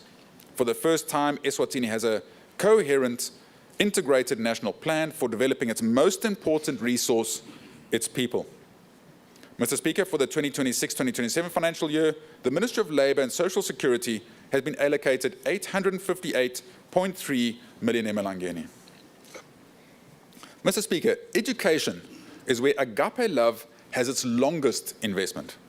The decision we make today in our classrooms will determine the kind of nation we are in 2040. This year, we have taken bold steps to transform what happens in these classrooms through the rollout of competency-based education, a curriculum reform that moves from rote memorization to applied understanding. Mr. Speaker, we are also introducing ASA levels as a pathway for Eswatini students to gain internationally recognized qualifications without leaving the country. This opens university doors across the world for every Leswati student with the talent and the determination to walk through them. Mr. Speaker, 340 grade 0 classrooms have already received the competency-based education curriculum, and we have targeted 243 schools for full CBE material distribution. In parallel, we have launched the Teach at the Right Level pilot in 30 primary schools, an evidence-based approach that meets children at their actual learning level rather than their grade level. Mr. Speaker, our Staff and Student Education Management Information System, SEMIS, built on the DHIS2 platform, is now considered an Africa-wide benchmark for education data management. Real-time data on teachers, students, and school performance allows us to direct resources where they are needed, not where they assume to be needed. Mr. Speaker, this year, we have converted 130 primary school teachers and 113 high school teachers from temporary to permanent employment. A teacher who has security in their own life is better placed to build security in the lives of their students. In the 2026-2027 financial year, government has received an additional grant of 85.36 million emalangeni from the Japan International Cooperation Agency, referred to as JICA, for the construction of 4 secondary schools in support of expansion of secondary school education infrastructure at Ngwenyameni, New Tulwane, Mapungwane, and Lavomisa. This represents 1 new secondary school per region and is expected to be completed in 1 year. Mr. Speaker, in the 2026-2027 financial year, the Ministry of Education is allocated 5.06 billion emalangeni in the recurrent budget, 408.7 million in the capital budget. In addition, 194 emalangeni, representing 16.7% of the total budget, is spent on educating eMaSwati. This is by far the highest budget allocation, reflecting government's intentionality in investing in our youth for future productivity in our economy. Mr. Speaker, government continues to champion the rights and well-being of vulnerable populations through progressive reforms and expanded social protection coverage. During the last year, the DPM's office intensified the transition from institutional care to family-based care, prioritizing kinship care, foster care, and adoption. Through partnerships with faith-based and non-government organizations like Bulembu Ministries and SOS Children's Village, children were successfully reunited with their extended families, strengthening family systems and reducing reliance on institutional care. To respond to emerging social challenges affecting the country, government is on course to establish more decentralized service centers across the country. As we continue to build a nation where every child is protected, empowered, and given the opportunity to thrive, government remains at the forefront of safeguarding children's rights and well-being across the kingdom. In the 2026-27 financial year, government, through the DPM's office, will spearhead the establishment of community justice committees nationwide. These committees will promote restorative justice approaches for children at risk of being in conflict with the law, reinforcing rehabilitation over punishment. It will also review and implement the National Children's Policy and Early Childhood Care and Development Framework, ensuring early investments in children's development, protection, and inclusion, with particular attention to children with disabilities. Mr. Speaker, significant progress has been made in implementing the Persons with Disabilities Act of 2018, including the development of the Persons with Disabilities Registration Regulations of 2025. The Mzimpofu Hostel has been upgraded to provide appropriate residential care for persons with disabilities. Mr. Speaker, the Disaster Risk Management Act of 2025 has been enacted. This gives Eswatini a legal and operational framework for responding to disasters with speed, coordination, and accountability. When disaster strikes, the speed of government's response is a measure of how much it loves its people. Mr. Speaker, in the 2025-26 financial year, food assistance programs reached 263,090 Eswatini in 58,201 households across all 59 Tinkundla. Additionally, 256 houses have been constructed for vulnerable households who previously had no safe shelter. Mr. Speaker, for the 26-27 financial year, we are committing to building houses for 60 additional vulnerable households and livelihood support for 200 families to provide vocational and agriculture training. These are not statistics, these are specific families with specific names in specific communities awaiting for government's assistance. Mr. Speaker, the government has allocated 1.2 billion emalangeni to the Deputy Prime Minister's office in order to continue with the essential services of taking care of the most vulnerable. Mr. Speaker, agriculture remains the industry that could have the biggest positive impact on our economy in the short term. The country has been negatively impacted by the outbreak of foot and mouth disease, which is one of the highly guarded transboundary animal diseases. This has resulted in the suspension of exports and it's disrupted internal markets on food commodities of animal origin. There is a need to upscale investment in the prevention and control of animal diseases. This will be attained through the rehabilitation of cordon fences to prevent transboundary livestock movement, strengthening the capacity of national labs through the provision of equipment and reagents to facilitate local testing and detection of pathogens is of paramount importance. Efforts were directed towards containing and controlling the disease, including the erection of cordon fences, establishing of checkpoints, and provision of human resources for the operation. A budget of 15 million emalangeni has been allocated for the rehabilitation of cordon fences, and between the reallocations in the 2025-26 budget, the supplementary budget, and the budget I'm tabling today, 57 million emalangeni has been provided for vaccines for the rollout of a national vaccination exercise. Mr. Speaker, the Eswatini Agricultural Development Fund has been fully operationalized, providing loans in excess of 22 million to qualifying agribusinesses. The businesses, including startups and expansions of existing operations.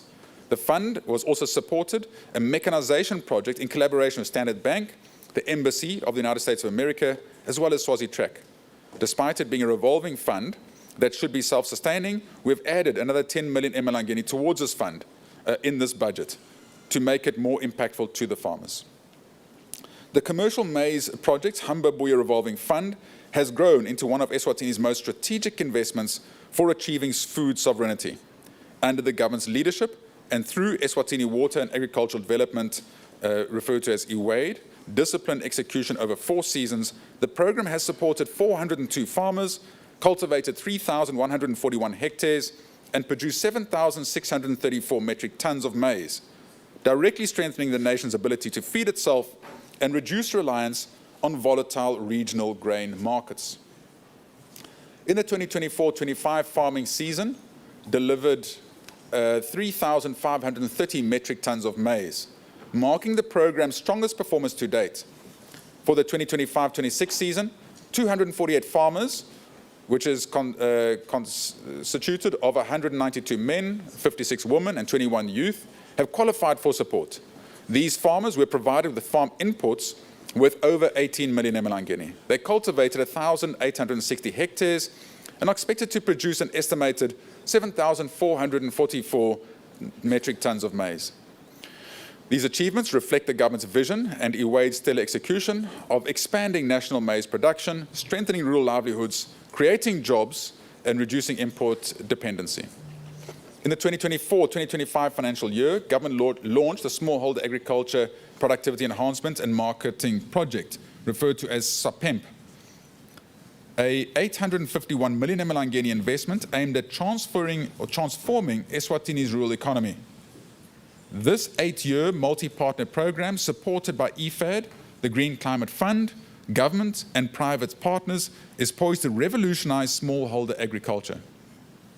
SAPEMP will uplift 19,600 households, benefiting more than 117,000 citizens, while prioritizing women, youth, and vulnerable groups. It's designed to make farming more productive, resilient, and profitable, to strengthen food security and nutrition, creating at least 7,500 jobs across all 4 regions. Mpangeni Dam, the flagship component of the Mkondongomva Water Augmentation Program, has now surpassed 44% completion mark.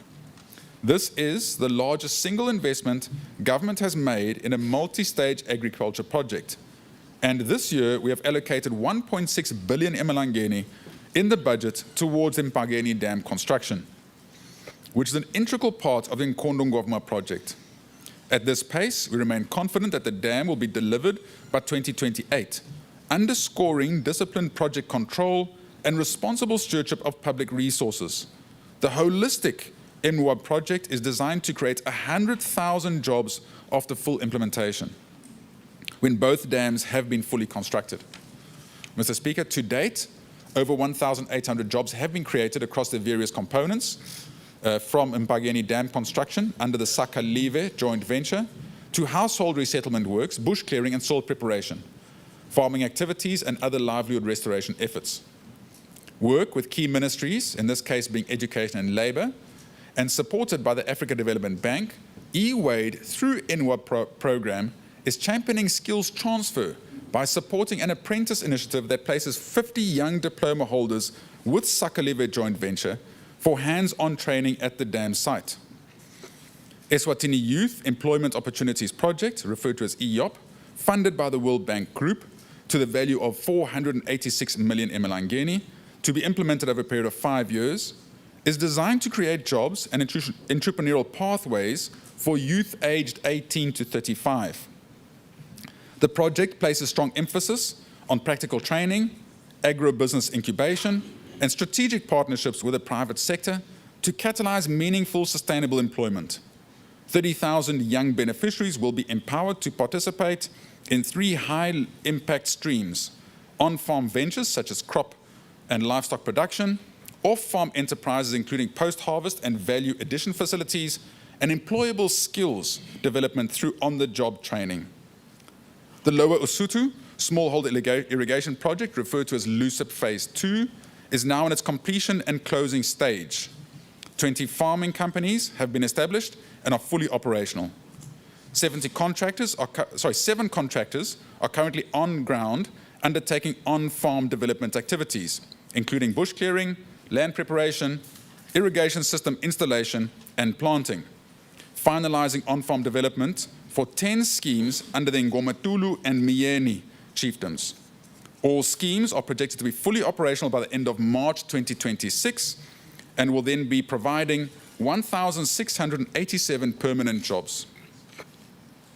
Mr. Speaker, under LUCIP Phase 2, 6 portable water supply schemes have been established, all now fully operational, providing improved water services to over 15,000 people, marking an increase of 2,969 beneficiaries, largely attributed to the Sinya Mantulwa portable water scheme. Sinya Mantulwa. And the NWAB. I know, I have to break it up to spell it right. And the NWAB interim water schemes. Order, Bahlonishwa. Minister, you are doing well. Please continue. The Senior Mantulwa was the word he's looking for there. I have to break it up to pronounce it properly, Honourable Speaker. Mr. Speaker, government through NMC has successfully procured maize from local farmers at a competitive price of 6,000 emalangeni for ordinary farmers and 6,300 emalangeni per tonne for contracted farmers, representing an increase of 3.4% when compared to the previous financial year. 50 hectares of Swazi Nation land has been availed to government for purposes of constructing the National Grain Reserves Facility. For the 2026-27 financial year, government allocated 2.2 billion emalangeni to the Ministry of Agriculture. Mr. Speaker, the government of Eswatini is making positive strides towards the provision of safe and clean water supply to all eMaswati, irrespective of location. The achievement of water supply, sanitation and hygiene master plan during 2025 is indeed a significant milestone for the sector. The master plan demonstrates water supply gaps and the needed budget for water supply infrastructure development throughout the kingdom to ensure that all eMaswati receive affordable, clean and safe water at all times. Testimonial to this is the to this assertion is the rollout of mega projects such as the Nhlangano Spambanweni, Lomahasha Namasha, and the Manzini Regional Integrated Water Supply and Sanitation Project. All of these mega water schemes will be completed in 2026. The government, through the Ministry of Natural Resources and World Vision collaboration, completed 7 macro water supply schemes. These are the Bethel Extension, Lombatsela, Mbogwe, Nsenga, Gebeni, Matlangacha, and Tutugani, while construction continues at the Moti, Lutlangotini, Phase 2, and Kupuga schemes. These partnerships also restored functionality to over 72 micro water supply systems across the country, extending clean water access to rural communities and grid infrastructure, that grid infrastructure could not reach. Mr. Speaker, the Geological Survey Department has conducted an extensive mineral survey in the recent past. Potential mineral targets were generated. The country will now make follow-up surveys on the various targets to fully unlock the value of the natural resources, and a budget of 6.13 million emalangeni has been provided for this exercise. The Minerals Subcommittee had some positive developments in the number of mineral rights that were granted under the auspices of Ngwenyama in Trust for eMaswati. There were 3 coal mining licenses that were granted, and this included a mining license for the power utility, for our power utility, Eswatini Electricity Company, to embark on a feasibility to develop a thermal power plant that will feed into the national electricity grid. There was also a granting of 2 gold processing licenses for exploration programs in the northwest part of the country. The iron ore project at the defunct Ngwenya iron ore mine site got an extension of a prospecting license to determine the viability of extracting in situ resources. Mr. Speaker, the power sector, through the power procurement program, the government has made remarkable progress towards the construction of 75 megawatt solar PV power plants that have been developed by the private sector, as witnessed during the launch of the 20 megawatt solar PV plant, which will be constructed at Nduma. This will soon be followed by the launch of a 15 megawatt Nzevane solar PV plant. To further diversify the local electricity generation mix, a power purchase and grid connection agreement has been signed with the Bombo Sugar Limited for the development of a 40 megawatt biomass plant that will significantly increase local power generation. These projects, in addition to the 13.6 megawatt Lower Makuduza hydro plant, which is already under construction. The country is finalizing its power purchase agreements with Eskom and the National Transmission Company of South Africa for a period of 10 years. This will give our country enough time to increase its local power generation capacity to the extent of exporting excess power to the region. To ensure reliable power supply and the support of connection of households in the Shisselweni region, EEC has completed the construction of 4 substations in Hluti, Lavomisa, Matanjeni, and Nhlangano, as well as a 132 kV transmission line from Nhlangano to Lavomisa. The utility further completed the construction of another 132 kV line from Tualeni to Stonehenge that provides reliable supply for the capital city. Mr. Speaker, through the Rural Electrification Program, the government continued to improve access to electricity. In the 2025-26 financial year, 4,227 households were electrified and 1,500 ready boards installed for previously unelectrified households. Furthermore, in line with the need to come up with innovative solutions for the electrification of the last mile customers, the government has recently embarked on a pilot project for solar home systems that targets 40 households at Kelekele, that were previously impossible to electrify through grid connection. In ensuring energy access through grid extension and strengthening, the government, through the assistance of the World Bank Group, will undertake the Ascent project, which intends to ensure that Eswatini achieves 100% access to electricity by 2030. The project will assist in the electrification of households in both rural and urban areas throughout the country. Mr. Speaker, in the petroleum sector, the government has secured funding from the Exim Bank on the Republic of China and Taiwan for the construction of the Strategic Oil Reserve Facility. The construction company has begun preliminary works on the facility located at Puzamoya. This marks a significant step towards the establishment of an 80 million litre national fuel reserve, which will enhance the country's fuel supply security. This project is expected to be completed by the end of 2028. For the 2026-27 financial year, government has allocated 1.73 billion emalangeni to the Ministry of Natural Resources, Energy and Mining. Mr. Speaker, the much anticipated opening and operationalization of the International Conference Centre, what referred to as the ICC, in April 2026 is set to be transformational for the tourism industry in Eswatini. An additional 100 million has been set aside in this budget, specifically to ensure that all provisions are made available to enable the ICC to deliver professional services to local and international visitors wishing to use the world-class facility. The ICC is expected to stimulate tourism, hospitality, aviation, and related service industries, generating thousands of jobs and boosting foreign exchange earnings. Mr. Speaker, government will continue to strengthen environmental governance, mobilize climate and environmental finance, and empower communities to respond to emerging environmental risks. By supporting the Eswatini Environmental Authority through this budget, we are protecting the national capital that underpins agriculture, tourism, energy security, and long-term fiscal stability. This budget therefore reflects responsible leadership and a clear commitment to securing a prosperous, resilient, and sustainable future for the Kingdom of Eswatini. Mr. Speaker, the Ministry of Tourism has been allocated 194.4 million emalangeni in the 2026-2027 financial year.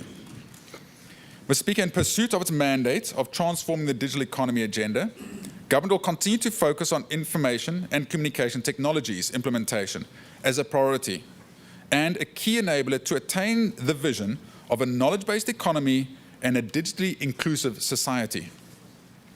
During the 2025-26 financial year, government recorded significant achievements across regulatory enforcement, spectrum management, cybersecurity, data protection, infrastructure support, broadcasting expansion, postal and courier reform, and consumer protection, as well as service sector strengthening. The vision towards efficient service delivery by leveraging digital transformation has yielded notable achievements in e-government. These include the development of Government in Your Hand app that was launched in May 2025, which brings services closer to eMaswati. The current downloads, which are above 10,000, are increasing daily, which shows user confidence, and government will be increasing the number of services that can be accessed through this app.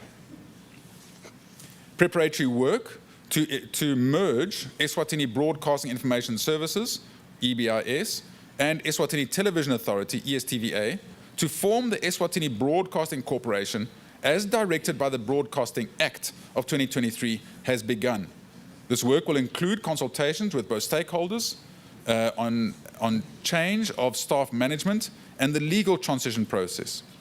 Currently, a report to be used to inform the process has been completed. A number of eMaswati are taking advantage of the free lessons offered through the Coders Eswatini initiative. To date, 5,000 citizens have enrolled in courses such as programming, artificial intelligence, data science, and Android development. This initiative, in partnership with the United Arab Emirates, aims to bridge the digital divide and boost innovation for economic development.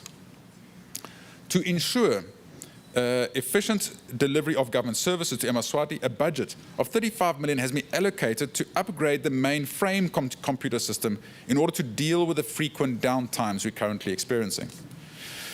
This budget provides 413.9 million emalangeni to the Ministry of ICT for the rollout of these targeted programs. Mr. Speaker, the 2026-2027 financial year marks the beginning of a crucial national exercise, the Eswatini Population and Housing Census, which will provide reliable and timely socio-economic data showing how the country's population is structured for evidence-based planning and policy decision-making. The last census was conducted in 2017, and it was the first digital census in the country. The next one is going to be held in 2027. The Central Statistics Office has begun data collection for the first phase of the census, which is the mapping and listing of all households in the country. A budget allocation of 130.5 million emalangeni has been set aside in this year's budget for this exercise. The nation is invited to fully participate in this national assignment to ensure it succeeds and that no one is left behind, especially this on census night, to confirm that the ultimate population figures produced present a realistic estimate of how many people the country has in 2027. Mr. Speaker, the government recognizes the damage caused by the impact of extreme climate change on our road network, particularly after the recent rains, and especially in rural and district roads. The asphalt road network has continued to expand and currently amounts for an estimated 51% of gazetted roads. In the medium term, the government, working with development partners, is expected to increase the paved road network to close to 60%. The government is cognizant of the road maintenance challenges. It is necessary that damaged roads are fixed to a level where climate change does not destroy them on an annual basis. This year, government will spend 164 million emalangeni for the rehabilitation and maintenance of feeder roads. It will spend 70 million emalangeni for the maintenance and upgrade of roads, crossings and bridges. An additional 364 million emalangeni has been set aside for the construction of main and district double-sealed tarred roads. To enhance planning and execution of road maintenance, the government will prioritize the operationalization of the Roads Authority in 2026. At the end of the year, 450 million emalangeni will be available in the Roads Authority Fund for the maintenance and upgrades of roads throughout the country.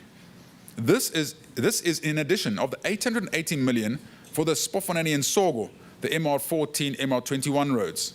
This brings the total amount available for road infrastructure in 2026-2027 financial year to nearly 2 billion emalangeni. Mr. Speaker, government also remains committed to improving road safety and will continue to align interventions with the Africa Road Safety Charter and the National Road Safety Strategy, which aims to reduce road accidents and fatalities by 50% by 2030. Mr. Speaker, the state of most government buildings are deplorable. This must be improved to ensure that buildings that are used to access public services as well as used as residences are in a decent state. We're at the final stages of negotiations with DBSA for a 2.4 billion South African Rand loan for the Housing Board, of which 368 million will be drawn down in this year's budget to build more institutional houses and to renovate government houses and building infrastructure. This loan request is yet to come to Parliament for approval in this financial year. Mr. Speaker, the government has been instrumental in strengthening Eswatini's aviation sector through foundational regulatory and operational milestones. Eswatini achieved an impressive 80.48% in the ICAO aviation security audit. A provision of 80 million emalangeni has been allocated for the audit in the 26-27 financial year. The recognition agreement by the African Airlines Association is a reflection that the Eswatini airline has made a mark in the sub-region aviation landscape, with Eswatini securing a new route to Lusaka, Zambia for 2 trips per week. The airline securing more routes is highly dependent on Eswatini remaining certified by International Air Transport Association, IATA. This certification will strengthen our ability to secure more bilateral air service agreements, enhancing regional connectivity, driving trade and tourism. Mr. Speaker, the rail sector has demonstrated resilience over the years, and the opportunities for growth increases as regional integration and global trade increases. Rail provides a convenient mode for the movement of bulk commodities, especially fuel and minerals. Eswatini Railways is pursuing the development of a transit 154-kilometer route that traverses to the Republic of South Africa and a gateway to the north-south corridor, where a lot of bulk commodities are hauled to the seaports of Richards Bay, Durban, and Maputo. Eswatini Railways continue to facilitate the clearance of the servitude while exploring opportunities for financing the actual construction of the line. Mr. Speaker, in the 2025-26 financial year, the Regional Development Fund, which referred to as RDF, has completed 74 projects, out of which 19 were infrastructure projects and 55 were income-generating projects. These projects benefited 8,875 Eswatini directly and created 317 permanent jobs. In the 26-27 financial year, government will again allocate 177 million to the RDF fund and an additional 30 million towards clearing of the backlog of the outstanding requests from the constituencies. Government will increase its allocation to the Community Development Fund from 188 million in the 25-26 budget to 300 million in the 26-27 budget. This fund continues to have a very positive impact on rural communities through the construction of bridges, roads, and other necessary infrastructure. Mr. Speaker, government has been able to reconstruct and rehabilitate 5 Tinkundla centres that have been vandalised, and then Gwempisi in Nkundla is expected to be completed by the end of the financial year.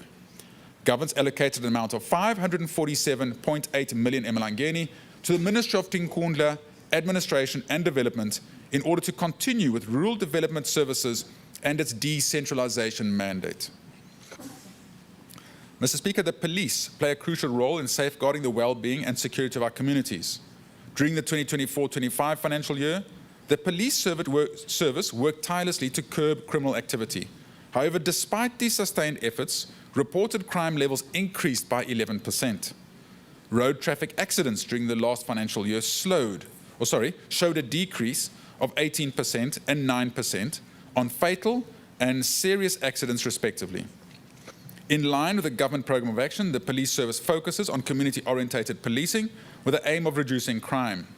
This will be made possible through strengthening the trust between law enforcement and the communities and fostering partnerships that address root causes of crime and promote proactive solutions. The Mbutfo Eswatini Defence Force will continue with its peacekeeping role and taking control of our security along the national borders. Mr. Speaker, in the 2026-2027 financial year, His Majesty's Correctional Services plan to review its operational training facility regulations. It will enhance the skills impartation to offenders, optimize production processes at industry and agriculture sectors, and the awarding of certificates to graduating offenders.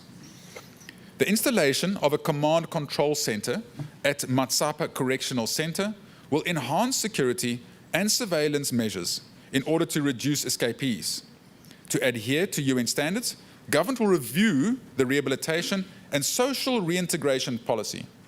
Government will upgrade the Correctional Staff College, including the provision of potable water at Palegane, Big Bend, and Mawela Correctional Centres. In the 2025-26 financial year, 70% of offenders completed socio-social therapy, while 35% of offenders completed pre-release reintegration programs and continued agriculture production enhancement to augment the food supplies budget. Correctional Services intensified vocational skills training and trade testing for offenders. Mr. Speaker, the government remains committed to strengthening the fight against corruption. During the 2025-26 financial year, the Anti-Corruption Commission investigated 285 cases, with 6 cases before the courts involving an estimate value of 660 million emalangeni.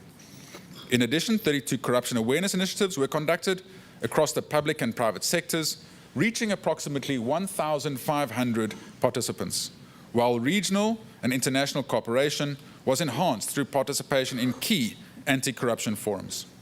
Government is intentionally introducing several technological reforms, such as vehicle tracking and fleet management systems, IFMIS, and the establishment of Eswatini Medical Stores Agency, with the end-to-end medicines tracking solution, and by doing so, reducing the opportunities for corruption. The vehicle management system has already observed a 40% reduction in fuel consumption by the government fleet. Mr. Speaker, the embezzlement of public funds thrives in the shadows of weak coordination of combating such crimes. Building on the mandate from Sibaya, government is strengthening the synergies between the Office of the Auditor General, the Anti-Corruption Commission, and law enforcement. Government supports the supreme audit institution that monitors public funds without fear and favor, providing a stable environment where both the public sector and the private investors can flourish under predictable, transparent, and world-class regulatory framework. Mr. Speaker, government, through the Eswatini Financial Intelligence Center, continues to play a critical role in safeguarding the country's financial system against money laundering and terrorism financing, which pose serious risks to financial stability and economic development. In the 2025-26 financial year, EFIC implemented a compliance program aimed at monitoring the effective application of anti-money laundering and countering the financing of terrorism measures by reporting entities. Key achievements included targeted AML CFT training for high-risk sectors and the development of a comprehensive institutional risk assessment methodology. The government is also preparing for its next Universal Periodic Review under the United Nations Human Rights Council, which is scheduled to take place in October-November 2026 session. This review presents an opportunity for Eswatini to demonstrate progress made since the last session. This is our opportunity to reaffirm our commitment to continuous improvement in human rights governance. Mr. Speaker, government's clear commitment and efforts to advancing sustainable goal number 16, particularly in relation to the access to justice for all, goes beyond the mere establishment of a legal aid office. Government has demonstrated a deliberate and comprehensive approach to building a justice system that is accessible, fair, and responsive to the needs of all citizens by taking decisive steps in strengthening the legal and institutional framework for the provision of legal aid. The enactment of the Legal Aid Act and the Legal Practitioners Act is a significant milestone. These pieces of legislation provide a conducive and modern legislative framework. Finance, Minister Pazamisa. The time is 11:30. So bengicela Your Excellency kuze Minister atoqhubeka acetsele lo msebenzi wakhe. We invoke a standing order 263 to suspend standing order 30 induna ito cetsela inkulumo yayo budget. Your Excellency, please. Siyabonga, Mr. Speaker. Mr. Speaker, to invoke standing order number 263 to suspend number 30. Thank you. Thanks, Your Excellency. Bahlonishwa sekushunyisiwe kule ndlu ukuthi indlu lehloniphekile invoke standing order 263 to suspend standing order 30 kuze kuthi induna ito khona kuchubeka icetsele umsebenzi leqhubeka nawo. Labavumelana lokho abathi ayi. Labangavumi bathi nay. The ayes have it and the ayes have it.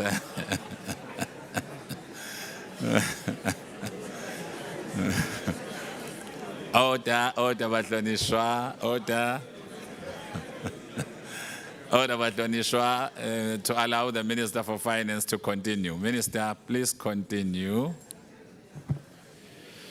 Thank you, Honourable Speaker, and thank you, Honourable Members, for allowing me to continue. We're almost there, Honourable Speaker. Honourable Speaker, these pieces of legislation provide a conducive and modern legislative framework that will enhance the delivery of legal aid services and ultimately promote public confidence in the justice system. Mr. Speaker, in the 2025-26 financial year, government revenues and grants were projected to amount to 29.64 billion, corresponding to 31.5% of GDP. The projected revenue collection displayed a decrease against the initial budget of 29.73 billion. Mr. Speaker, the total government expenditure for 25-26 financial year was budgeted at 32.6 billion. The estimated budget outturn at the end of the year stands at 35.6 billion, which is 37.8% of GDP. This is approximately 3.2% higher than the outturn of 2024-2025 financial year. During the 25-26 financial year, government recorded notable progress in advancing public and implementation of the phase 2 salary adjustments for the 3 security forces, benefiting the Mbutfo Eswatini Defence Force, the Royal Eswatini Police Service, and His Majesty's Correctional Service at a cost of 230 million emalangeni. Following the government's approval, the Joint Negotiations Forum successfully negotiated and signed a collective agreement operationalizing the implementation of recommended scenario 3 of the salary review report, with effect from October 2025 pay dates, backdated to April 2025.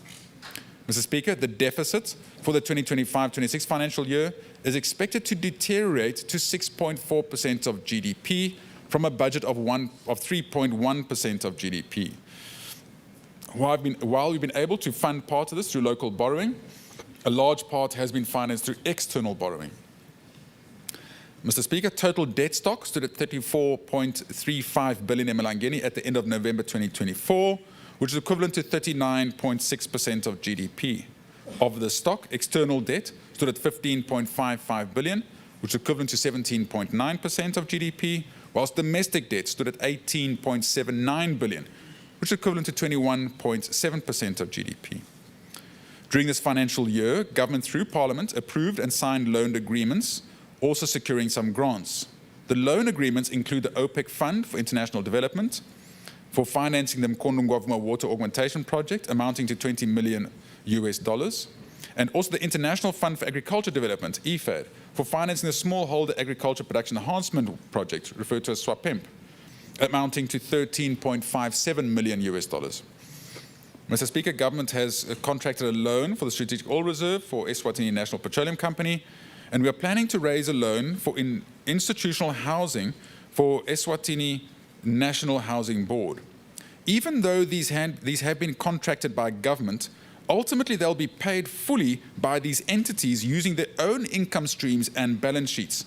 And for this reason, they'll be treated as contingent liabilities. These loans are projected to increase government loan book in the 26-27 financial year to 47% debt to GDP. However, without these loans, government debt to GDP will be maintained at the same level of 2025-26 financial year at 43% of GDP, keeping us on a sustainable path. Mr. Speaker, the number of state-owned entities increased from 49 to 50 following the establishment of Eswatini Road Agency under the Ministry of Public Works and Transport, in response to widespread public concern over the poor state of roads infrastructure. While the government recognizes the importance of this intervention, it must be clear that the creation of new entities will not be accompanied by unchecked spending. Performance across several commercial entities has declined, resulting in reduced dividends to government and placing additional strain on the fiscus, a situation that cannot be sustained. Government's currently undertaking a comprehensive salary review of parastatals alongside a stringent performance criteria exercise, identifying key performance indicators for each entity. Mr. Speaker, the government continues to implement public finance management reforms, and government's initiated the development of the implementation of the Integrated Financial Management Information System. Through IFMIS, government's introducing a program-based budgeting, paying much more attention to the National Development Plan, strategy and plan. This reform strengthens the planning and of programs and activities for ministries and departments.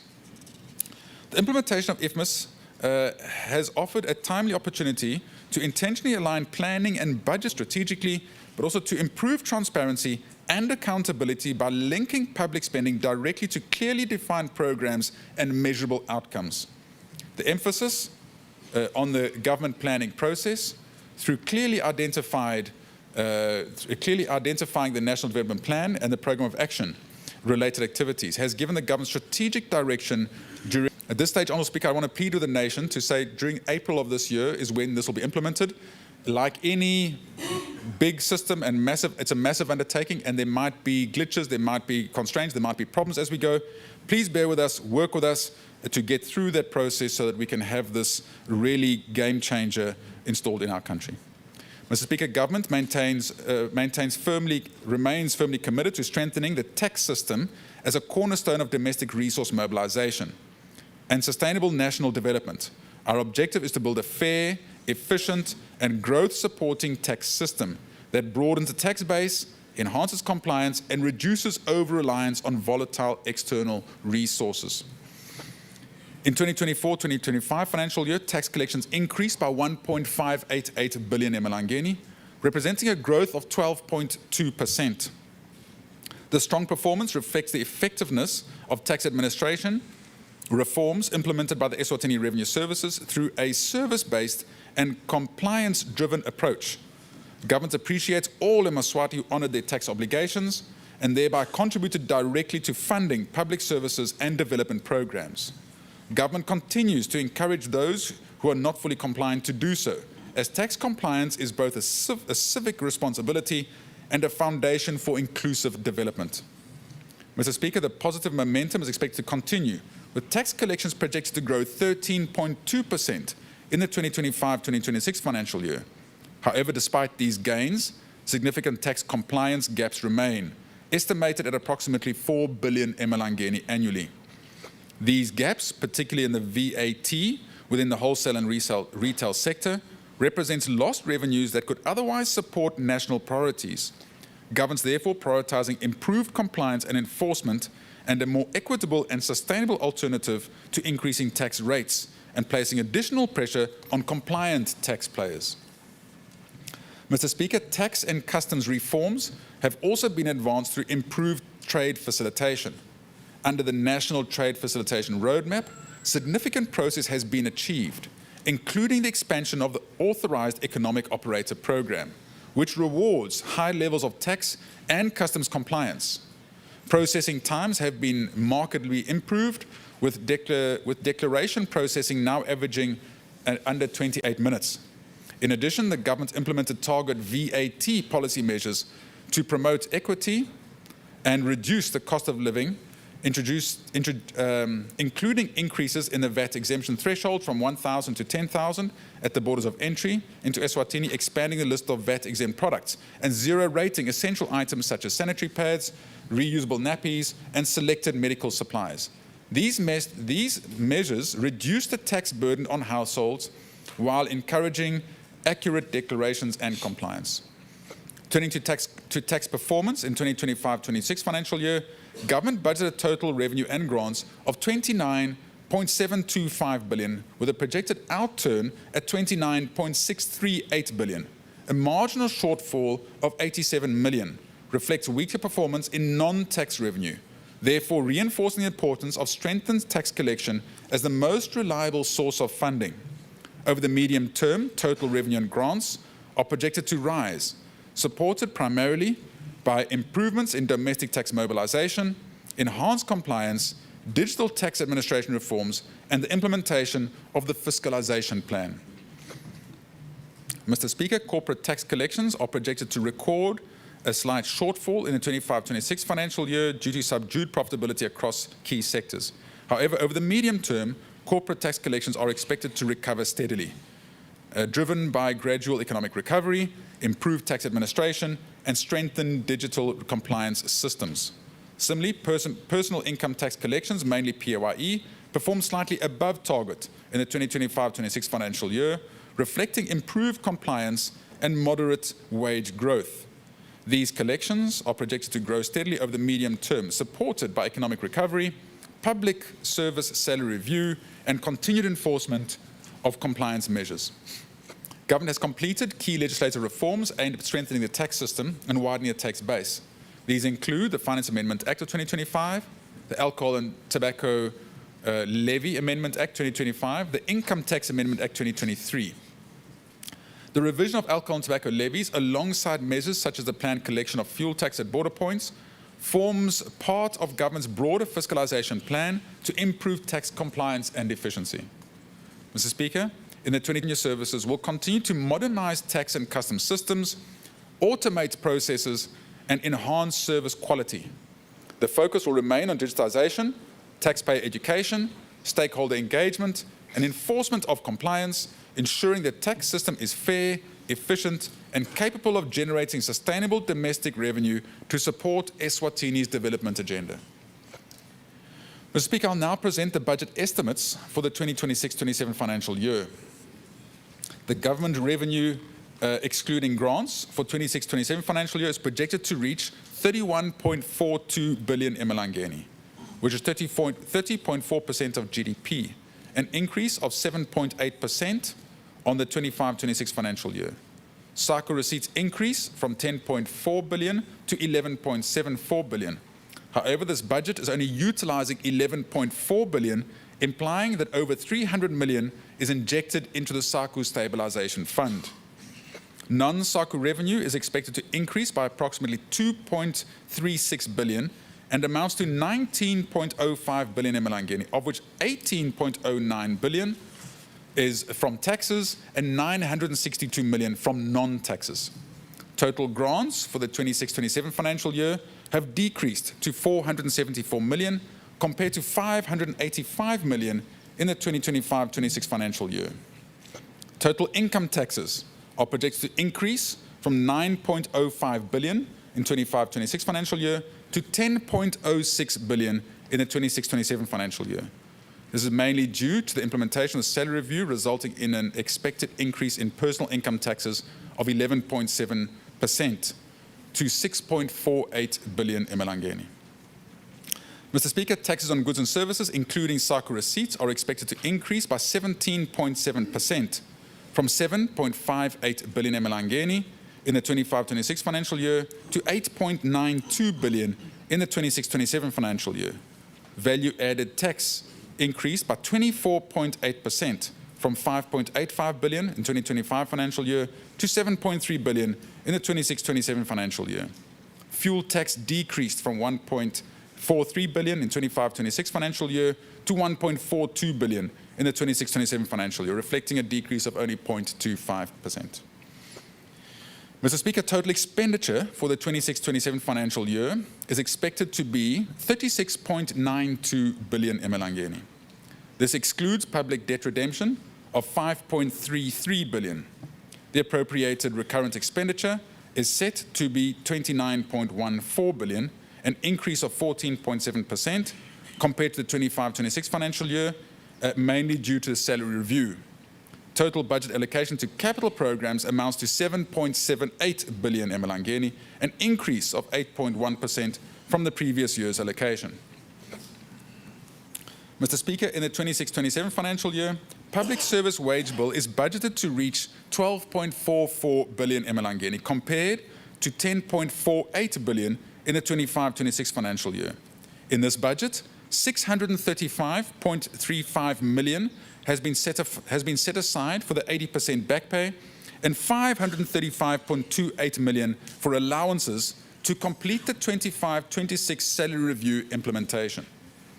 Mr. Speaker, government will prioritise continued management of appeals arising from the salary review exercise, whilst the impact of the salary review has increased the wage bill from 32 to 33% of government's total expenditure. It is still manageable compared to the 42% we observed from 2018-2019 financial year. This shows that government's efforts to rationalise the wage bill while taking into consideration the welfare of public servants and service delivery efficiencies. Government's target will be to reduce the percentage of wage bill to total expenditure over the medium term to below 30%. The budget deficit for the 26-27 financial year is projected at 4.9% of GDP, which equals 5.02 billion emalangeni.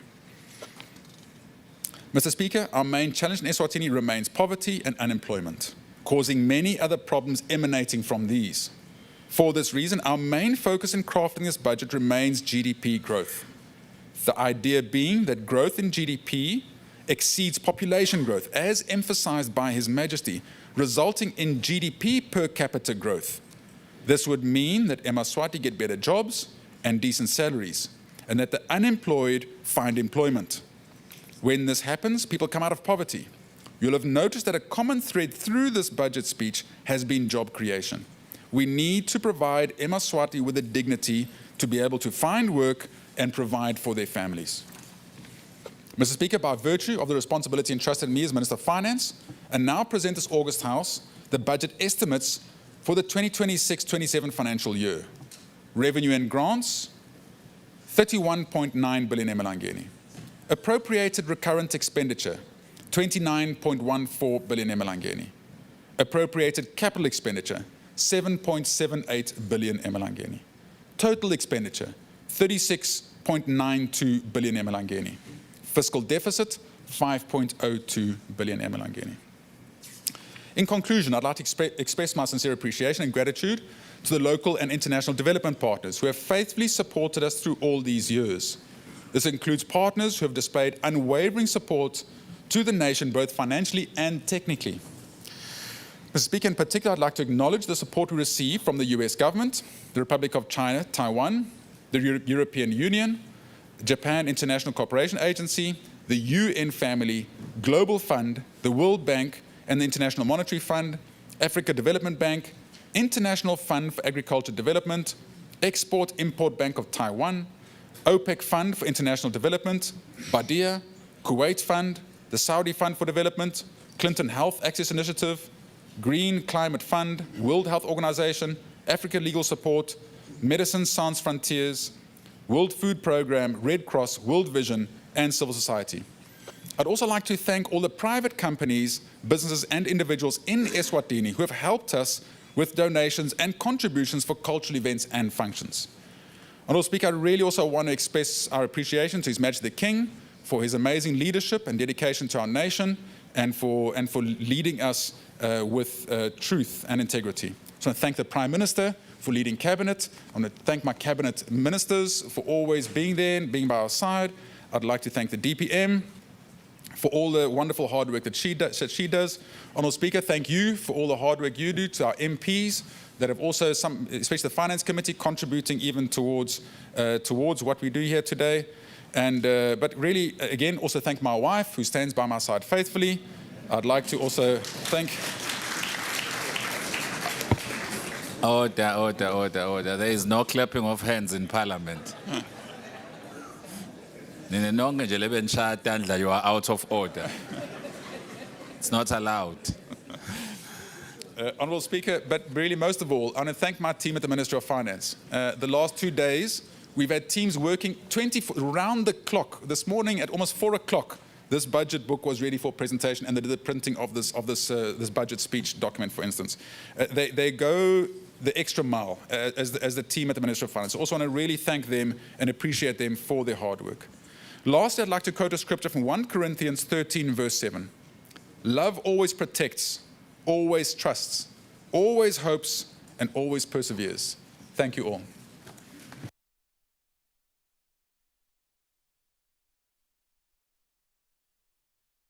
In Eswatini, energy is more than power.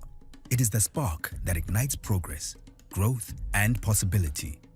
At Standard Bank Eswatini, we are financing the future.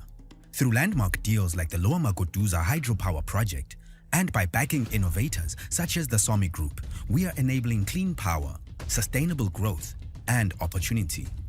But deals alone are not enough. That is why we convene the Eswatini Energy Indaba, a platform where leaders, partners, and clients shape the nation's energy future. This is our energy story, told with the rhythm of our land, the spirit of our people, and the creativity that fuels progress. This is how Standard Bank Eswatini leads as the country's energy financier, from possibility to power to progress.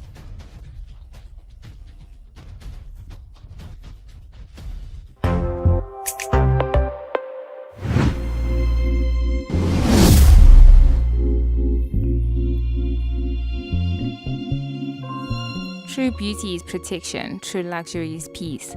Introducing the Royal Beauty Peaceful Lavender Combo, where skincare meets defense. We begin with powerful invisible protection. Our formula brightens with alpha-arbutin, working to reduce uneven skin tone and fade hyperpigmentation. The brilliance continues with niacinamide, improving signs of aging while collagen maintains elasticity, reducing the appearance of cellulite and stretch marks. For skincare that is effective yet delicate, rejuvenate, protect, and glow.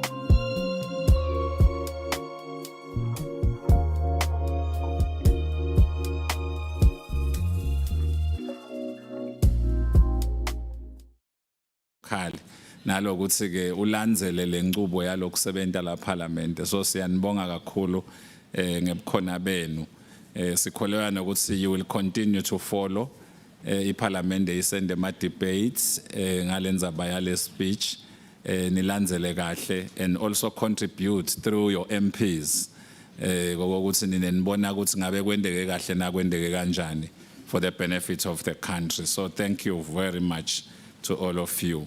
Ngicela ukukhumbuta ke bahlonishwa ikakhulu kade kini ukuthi inkulumo ye budget seyivele iseculatewe bahlonishwa abayithathe bayifunze in getting ready for a debate on Monday. So siyacela bahlonishwa nende njalo so that nasesikhulumisa le speech sendvuna ukhanze ukuthi you are well informed bahlonishwa nekuthi ke ngiyacela ukukhumbuta nangetimemetelo lengitendile nasingena just ukuthi bahlonishwa bakhumbule nje ngokuthi ikakhulu kade ke ngicale ngama ministries sikhumbule ama reports siyawacela abasase parliament ngomsombuluko bahloni bo minister your PSs and nabo bonke lenisebenza nabo make sure siyawathola ngesikhathi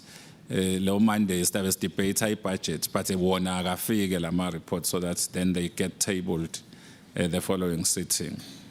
Bese ke sekuba ukukhumbuta abahlonishwa nasiphuma sendlule ngale endlini yetimbunga sitothatha le pack yako konke lokulabe kwethula minister la namuhla so that over the weekend nidokhona ukufunza abahlonishwa niti prepare for Monday sitting.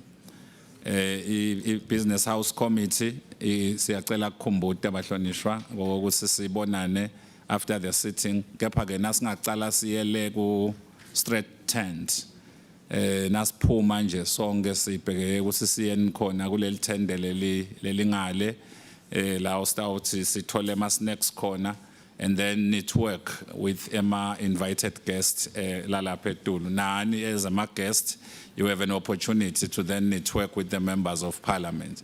So siyacela ukuthi nendeni kanjalo nasiphuma sawuthi sidle ama snacks sibe sibutana sikhulumisana sibonisana sihlafuna le nkulumo ye budget. Siphinze sikhumbuteke bahlonishwa ama gift enu labangazange bajike office la speaker ukuthi babojika khona bangakahambi eParliament nabomake labahlonishwa lababomake labangakawathathi imihelwane yabo yamsebenzi wasebuhleni siyacela nabo bende njalo bajike ngase office. Otherwise thank you very much to all of you. uNkulunkulu anigcine nonke aniphathe ngemusa. Your Excellency ngicela ukucela kulesikhathi ukuthi ugucise lendlu lehloniphekile ibuye on Monday nga 2:30 eNzambama.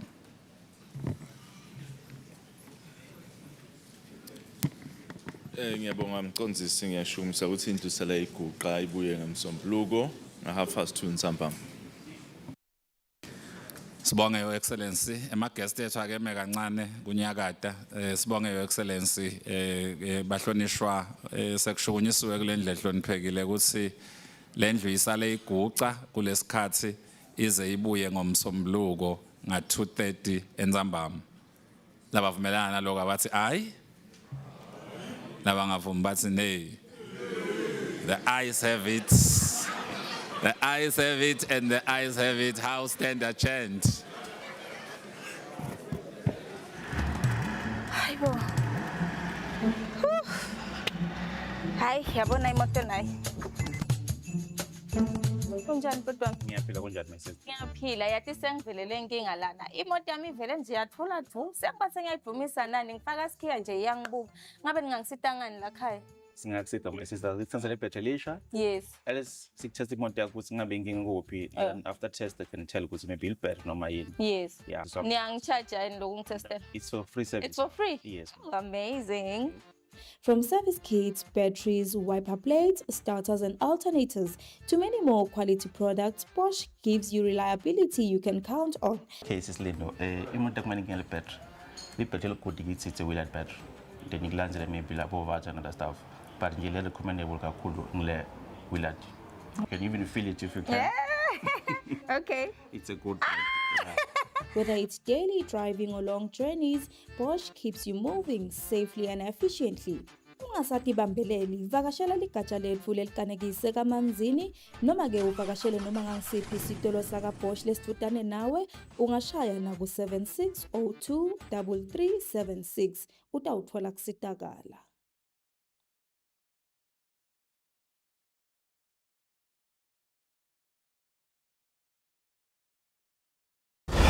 Nina bekunene siphindze siyanemukela futhi lapha ka Times live ku Facebook page wethu, siphindze sikhona futhi na ku YouTube. I-Minister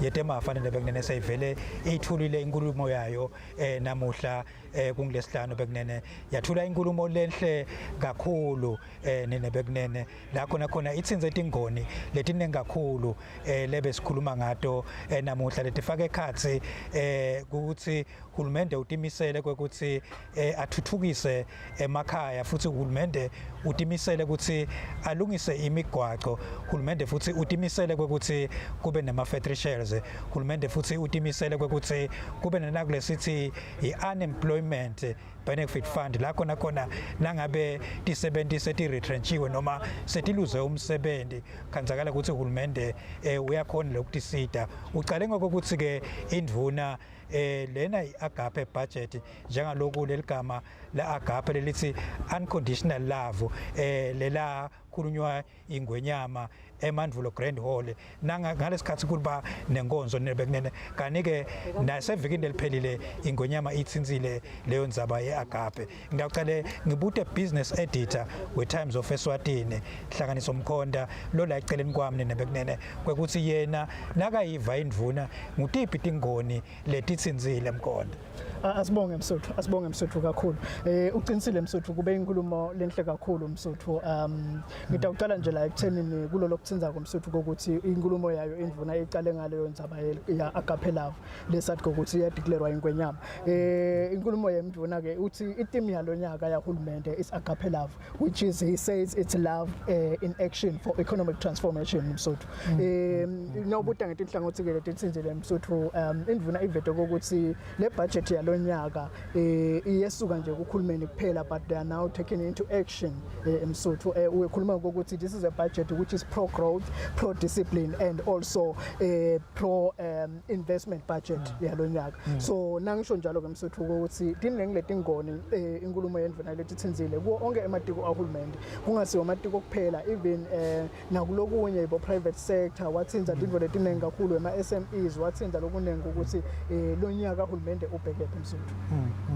Lokunye indvuna siyabonga Mkhonda long business editor lapha ka Times of Eswatini. Lokunye lakutsinzile iminister kwekuthi imali hulumende la taba nayo latakhona kuyikweleka ngu-31.9 billion. Bese sekuthi ke imali latawukhona mhlawumbe kuyisebenzisa nakulesithi i-recurrent expenditure latayisebenzisa ikakhulu kuma salaries, latayisebenzisa nje etidingweni nje take hulumende, yona leyo mali leyo ngu-29.14 billion. Losho ukuthi ke nase ubukisisa kahle ke ushona lapha phasi ubuka i-total expenditure yakhe hulumende, lokusho kona ke le budget seyonke. Ngicela ukuthi Mkhonda asitshele ukuthi ke le budget yalonyaka isuka kumalini kule budget yale current financial year lephela 31st March 2026, bese kucala the new budget leqala April 1 2026. Ngumalini le budget yale current financial year lelesikuyo nyalo nale budget lena lekhulunywa nguminister kungaka phela isikhathi lesithe Mhlongwane. Yebo Msuthu, i-budget lesisuka kuyo Msuthu kumnyaka imali wahulumende lesiubita ngokuthi ngu-2025 2026 nguyeke lophela ngaMarch. Kusho ukuthi i-budget yalo mnyaka leyo bekungu-32.61 billion emalangeni.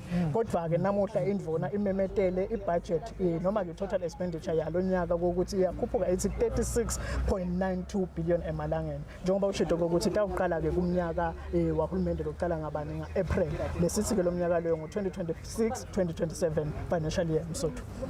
Nangabuta nje mhlungwane kwekuthi mhlawumbe usithi nje kancane ka education sibuke ka health ingonyama ikhulume kakhulu ngabo drug shortage kepha na singakenti njalo sikhulume lokho ake sesive ngale kubalingani bethu kuma reactions ngale kwekuthi engabe khamba kanjani ngale kubalingani bethu. Siyabusela Masatla Mahle lokhuluma kaNkhulile Thwala Times of Eswatini reporter solo sikhona kalobamba eParliament lapho khona the Minister of Finance Neal Rijkenberg delivered his budget speech for 2026 where he highlighted a lot of integral parts ngokuthi education will now get 6 billion in allocation of funds as well as health which had issues of drug shortages will now get 3 billion in allocation of funds. Beside me I have the board chairman of the Public Service Pension Fund, Mr. Semi Dlamini. Good afternoon, sir. Good afternoon. Yes, good afternoon, sir. I just wanted to find out, sir, from your takeaways from the budget speech that has been delivered by the Minister of Finance, what are the key areas that you would like to brief us or brief the public on that are quite important to the PSPF, sir? Okay, good afternoon, everyone. I think this was a groundbreaking speech because of the critical elements that it sought to address and it addressed in our life of our nation, particularly the infrastructure projects that they cited, health and wellness of our nation, which has been critical and been buffeted by these issues for some time, and government has realized this is the way we need to go. We are, as an organization, interested in supporting the growth of the nation, and that goes into the infrastructure, it goes to the wellness of the people that are supporting and are working for this organization. So we were pleased in terms of the focus areas that they looked at, and we are going to support every effort that's been put forward by the ministry. Oh, thank you so much, sir. I think it's understandable that the PSPF plays an integral part in the welfare of civil servants around the country. I just wanted to find out if there were any aspects of the speech where you felt like civil service welfare was looked out for. We work with all 45,000 civil servants, and when they move and retire, their wellness is critical to us. So their wellness is what we liked a lot in addressing because, and particularly those that have retired, you find them in every sector of hospital trying to address their health, and now we are to some extent comfortable that they will be receiving care on their sunset days as they live their life and celebrate what they've committed to the country. Yes, thank you so much, Mr. Semen, for your time. Thank you so much.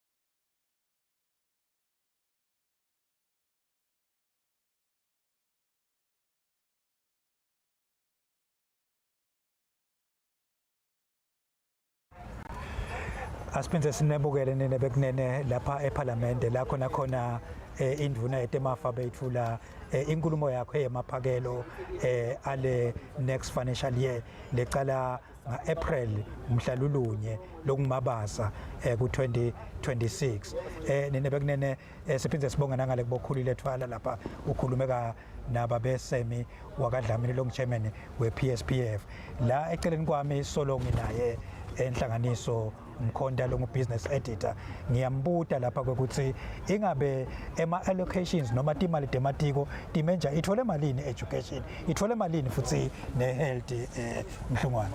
Asibonge Msuthu. Msuthu ku allocation ema ministries Msuthu indvuna ikhulumile. Uqala nga education Msuthu. Education Msuthu kusho ukuthi ithole 6.3 billion emalangeni. Utakhumbula ke Msuthu ukuthi education ngiyona lesicishe ethathe umthamo lo ngathi mkhudlwana lapha ku budget yahulumende. Ibese seyilandzelwa ngu health Msuthu lothola 3.39 billion emalangeni. Ngiphinze ngathola na agriculture Msuthu. Kubaluleke kakhulu agriculture Msuthu. Siyathi ukuthi kudla lo kusuka kudla kwalo live Msuthu.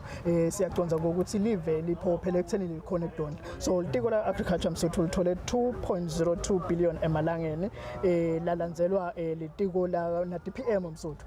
Kukhona imali letingediwe lapha utawubona Msuthu lapho khona ukuthi nelitiko la DPM kube kuningi lokwenzakalako lapho uhulumende wakhela emaswati tindlu. Ifakiwe ke imali ukuthi kwakhele wona amaswati lawo ladzingile tindlu. Kunakelwa intsandzana Msuthu litiko la DPM. Kunengune bo social welfare konke lapha ka DPM. So lelo tiko lelo lemhlonishwa DPM lithole 1.20 billion emalangeni. Ngibese sengiphika nelitiko la natural resources mhlonishwa wena Msuthu. Ngindlela elibaleke ngayo ukuthi natural resources yathi ukuthi ngilapho khona kunabo energy. Ngulapho khona sibukwenza abantu ekuphehlwa kwabo gesi litiko lelo lesinza abantu abo gesi. Nalo liyela thola ke eliphakelo la 1.73 billion emalangeni. Likhona ke nelitiko na labor siyathi ukuthi lethi 70 it's 858.8 million emalangeni Msuthu. Ngingabeka kulawo matiko lawo Msuthu stabe sesiyaqhubeka but ke lokunye lokubalekile Msuthu lengicabanga ukuthi kubaleke ukuthi sikunake ikakhulu kuyo le budget yalonyaka indzaba ye wage bill yethi 70 ukuthi uyakhumbula ukuthi eminyakeni lophelile uhulumende wakhulisa emaholo ethi 70 so uvetile ke indvuna ukuthi I wage bill yakhe uhulumende icishe yaphakama nje impela yanyuka ngalo sithi 33% yisuka nyukile le wage bill but ke indvuna ibeka into lemgcoko ukuthi kodwa ke noma inyuka I wage bill noma ke umthamo losothatha imaholo ethi 70 noma unyuka but awukanyuki kakhulu kangangana kwendeka 2018-2019 financial year lapho khona enyuka iyanyuka yathi 42% Msuthu. Mangimuva kahle minister nakakhuluma ngale wage bill uthinza inkulumo lethi noma ayibekile le allocation ukuthi ku adjustwe ema salaries ema civil servants uthi kuhle kubona ema T70 tahulumende T70 demotivated ungathini kuloko kumqoka kakhulu Msuthu akaqali ngosho empeleni Msuthu hleze akusho ukuthi lokubalekile ukuthi T70 tahulumende tibe ngileti motivated noma ngileti khuthatekile ukuthi tende umsebenzi you know ukuthi T70 tahulumende tibaleka kakhulu ngoba mina nawe nalo sekhaya nalokuphi lo mdzala nalomncane uyadzinga T70 tahulumende ngoba uyahamba awufuna lona usito lwahulumende ukuthi sesibhedlela kusetiko lete ukuthi ufuna bo ID ufuna bo passport ufuna lokwanaloko udzinga dona T70 tahulumende vele kubaleka kakhulu ukuthi sihlale demotivated kungako uhulumende implement le salary review lebe solo tikhala ngayo for sikhathi lesizwe Msuthu. Lokunye nebekunene indvuna lekhulume ngako ngumthetho uthi kunemthetho lokuthiwa ligama lawo opium and habit forming uthi forming uthi angiphinze bekunene uthi opium and habit forming drugs amendment bill ukhuluma ngayo ukuthi le bill lena if ingaphasa itawenda labanengi bandvu baphume kunakulo sithi i-informal sector baye ku-formal sector uthi kutawudaleka imisebenzi leminyenti kakhulu kuleyo mthetho niyawathi lo mthetho lona ke bekunene angathi ngithi abathola laba ngayikhona kuyikhulumisa lenzaba lena ngoba lo mthetho lona esikhatsini lesiningi sivama kumuvala kubo magistrate court kwekuthi bani sobanjwa ngalo mthetho kepha minister uthi if ungaphasa lo mthetho lona utawenda kwekuthi ucreate ama jobs ukhulise futhi nalomnotho wakithi kangwane wena ngekubuka kwakho Mhlungwane ukhuluma ngani minister lapha nakakhuluma ngalomthetho we-opium ekwekuthi ufunga phasa utawukhipha abantu ku informal sector ubalethe la formal sector bobanda labalapha ku-informal sector bendani lapha ku-informal sector? Angibonge Msuthu. Indzaba ye-informal sector ngilesingathi phecelede ngilaba lothola ukuthi benda emabhizinisi kodwa ke abawendi mhlawumpeni kwadi ukuthi awuyenda la ngiloko ukuthi nguloyo lothengisako lo thengisela konje yena atendelwe ukuthi ngiyathengisa lapha ngithengise lapha nalapha. Lesikubonile ke Msuthu ukuthi le informal sector if bengathi uhlala kahle phasi ungayibuka abantu abanengi baphila kuyo. Sivele siningi siphila kuyo mina ngisebenzi lekhona lapha nalapha ukuthi sengicashile nje abantu ukuthi batawungisida la ngiyalima uyabona but lokulima kwami akukho formal therefore ukwenza ukuthi abakhona ukuthola insida kahle nangabe ungekho formal ngiyawubekisa nangabe uyawufuna iloni bakufuna into letiningi but nangabe ungekho formal kuba likhundo ukuthi bakunikete lolo sitolo so le mthetho lona imvunelo ukukhulumisako ubaluleke kakhulu Msuthu utawushintsha impilo leti emaswati letiningi kakhulu Msuthu.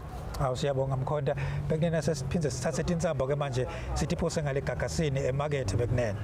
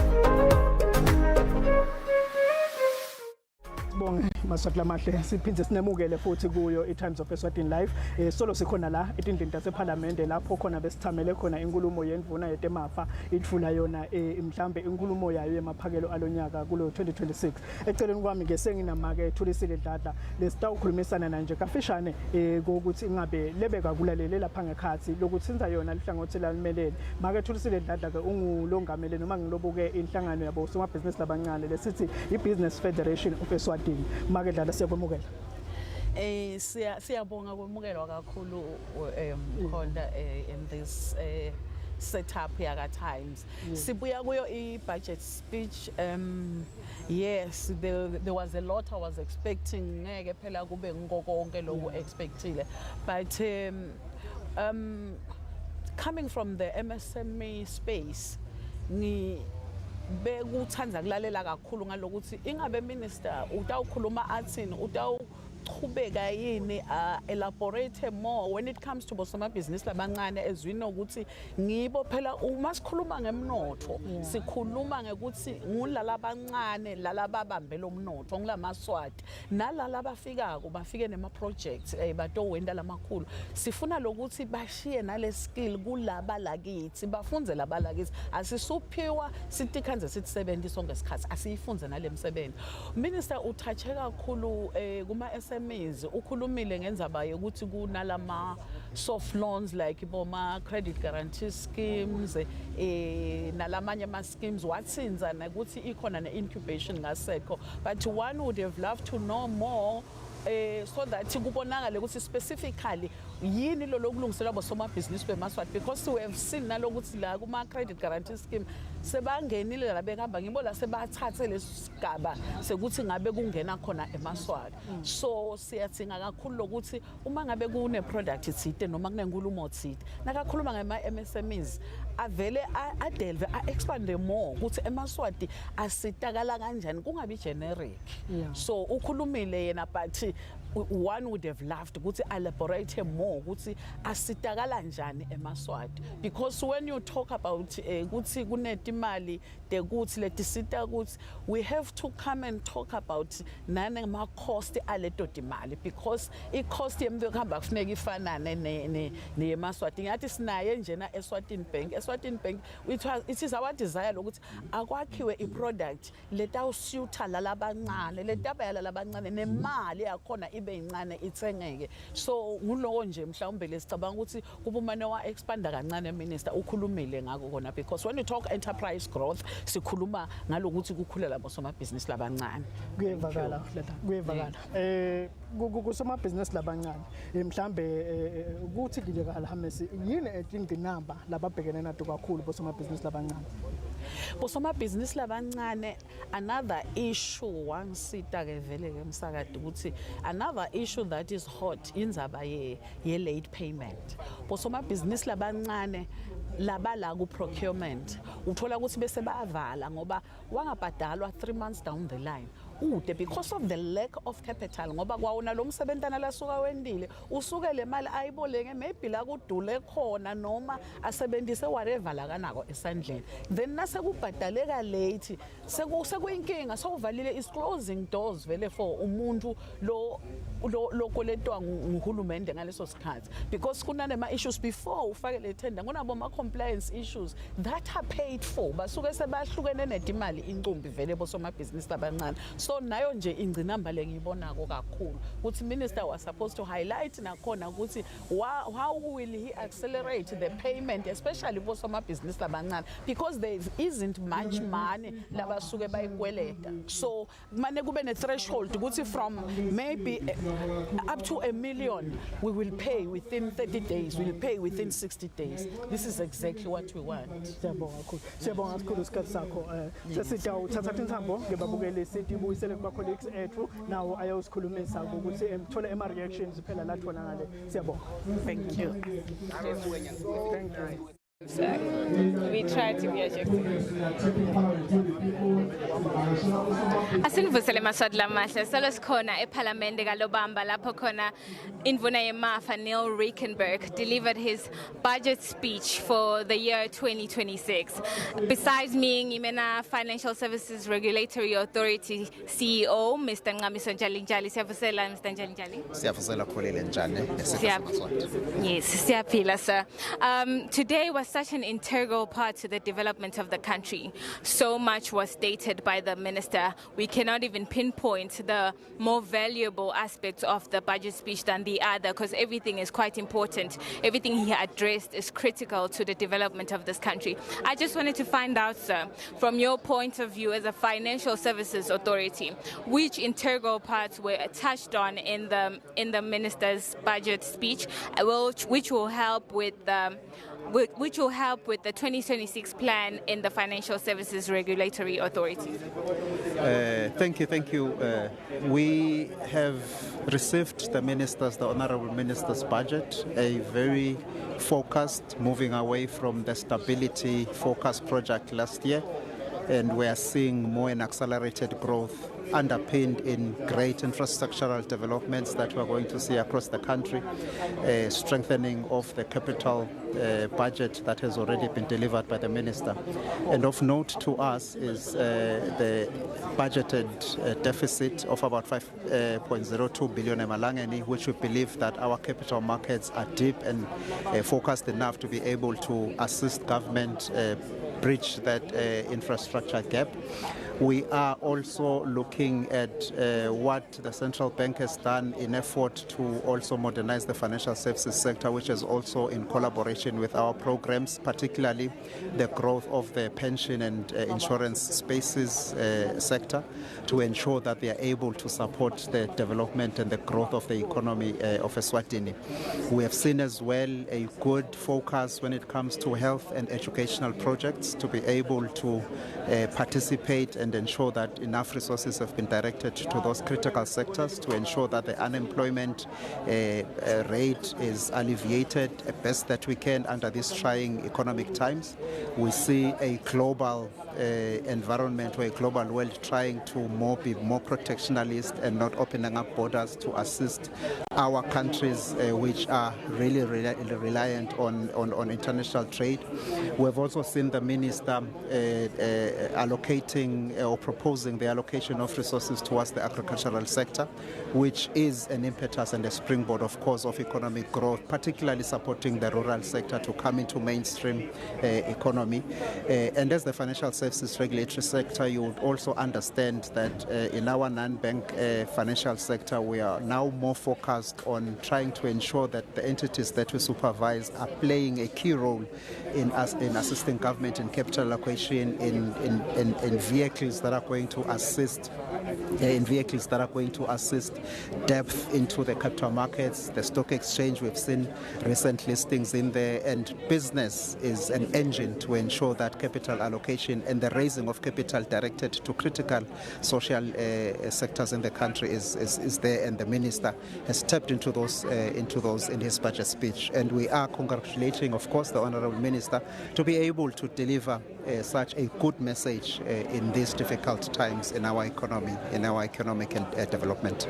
Thank you. Thank you so much, sir. I'm sure that what the directives that were issued today in the national budget speech will highlight a lot of critical issues, especially in the financial sector, that we have seen that have been quite that have been quite problematic in the previous year. And you touched on a lot of things such as the stock exchange, which is quite critical to the development of this country, because we are also in the Johannesburg Stock Exchange. We thank you for your time, sir. Thank you, Kulile. In Eswatini, energy is more than power. It is the spark that ignites progress, growth, and possibility. At Standard Bank Eswatini, we are financing the future. Through landmark deals like the Lower Magoduza hydropower project, and by backing innovators such as the Somi Group, we are enabling clean power, sustainable growth, and opportunity. But deals alone are not enough. That is why we convene the Eswatini Energy Indaba, a platform where leaders, partners, and clients shape the nation's energy future. This is our energy story, told with the rhythm of our land, the spirit of our people, and the creativity that fuels progress. This is how Standard Bank Eswatini leads as the country's energy financier, from possibility to power to progress.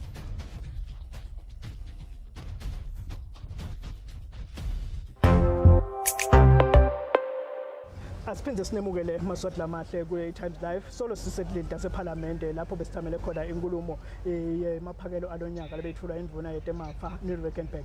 Eceleni kwami senginalo Bukela Bhange le-Standard Bank Chief Executive Mvuselelo Fakutse lesitawukhulumisana naye nje kafishane ukuthi mhlambe asinikete ama-key takeaways noma-ke tintfo letitsite letithethe lapha ngekhathi. Asivusele Mtolo. Siyavusela ngwane, sivusele nasesiveni. Yebo Mtolo. Siyabonga isikhathi sakho Ntolo. Kafishane nje mhlambe angicale ngokuthi sito ubuketa i-budget speech yalonyaka. Nawilalela uyicomparisha kunalo mnyaka lophelile, ungayicathanisa uthi ime njani yalonyaka i-budget Mtolo?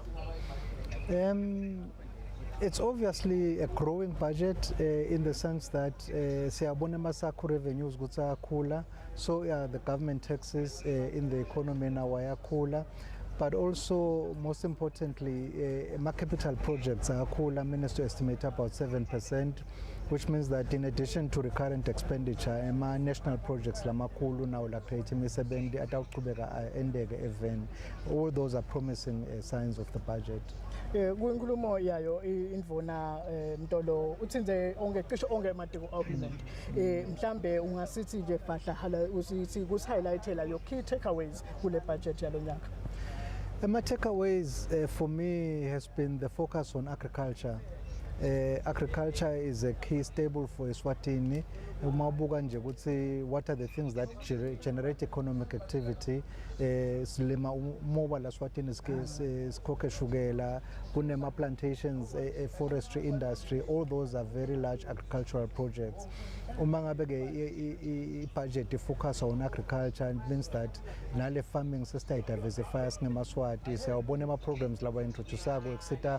Bantu emakhaya usibaqale ma projects lamancane at the community level all those are very promising signs of the budget. Siyethemba nje ukuthi umlando takhona kwa implementa vele le budget iviwe bantu labasemakhaya kakhulu.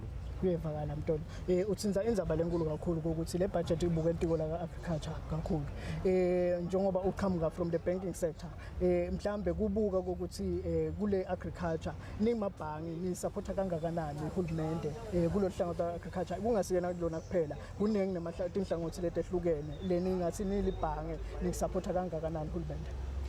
Cishe nje the industries, the sugar industry ikharishwa ngemabhange.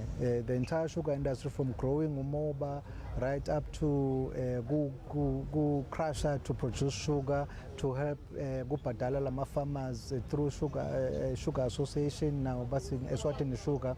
The banks ngiwo la finance leyo value chain leyo. So ngicabanga ukuthi amabhange adlala indima lenkulu kule agricultural economy yaseSwatini, and masiqhubeka senta njalo siya contribute to economic growth. Siyabona ne-energy, which is a very important part of the agriculture sector and the entire economy as well. Amabhange are deeply involved in financing energy projects that also help lokulima nekuphila nje general kumaSwatini ukuthi lamanye industries lamanye khona kusebenza. Uthinta indzaba lebaluleka kakhulu CE indzaba ye-energy. Indzaba ye-energy ifika esikhatsini lapho khona live libhekene nendzaba yokukhula kwagesi. Kodwa at the same time thola ukuthi uyakhula gesi ngala pheze sikhuluma indzaba ukuthi kufuna sikhulise phela lokuthi ikhicitela thina silive gesi. And indvuna ithinzile nayo indzaba ukuthi tikhicitele gesi nengwenyama nayo yayithinza ukuthi sikhona ukukhicita gesi. Mhlambe kulolo hlangothi ngoba nalo lifuna imali. Lufuna yona imali. Isupport yawo emabhange kule space se energy noma ke le renewable energy. I know Standard Bank is very big in that space where you all inhlezi and host abo energy indaba nikhulumisa ngethivo letiningi supporta ema project obo maguga. I-role yenu as a bank kude energy ukuthi mhlambe ngalenye langa sigcina sifikile lapho khona silive sithi phehlela wethu gas. Kunjalo lo amaguduza nje which is just about 13 megawatts of power.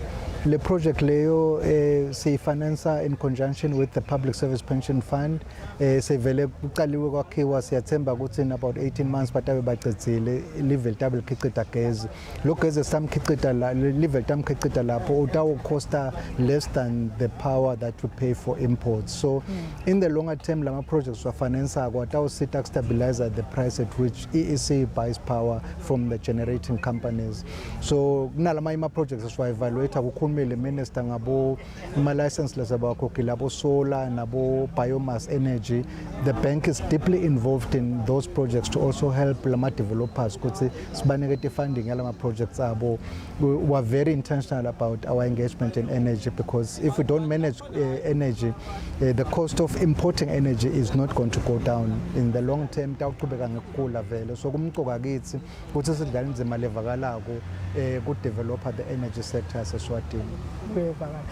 Mtolo ukhulumisa indzaba ye-energy so sikuleyo ndzaba ye-energy ama challenges lo yakhanza ukuthi abakhona kunomnyuka kwagesi yokhonza ukuthi abanye bavela bathi yini singabuka indzaba ye-solutions sibuke bo solar sibuke lokwa nalokwa libhange liyaba support yini emaswati ekuthenini bathi venture into solar power generation. Lokho ke icishe ngathi onke amabhange vela involved kiko. So in addition to lawala makhulu ema projects we are funding small scale farmers ukuthi babe sebenza ama solar, and this is done by all the banks in Eswatini.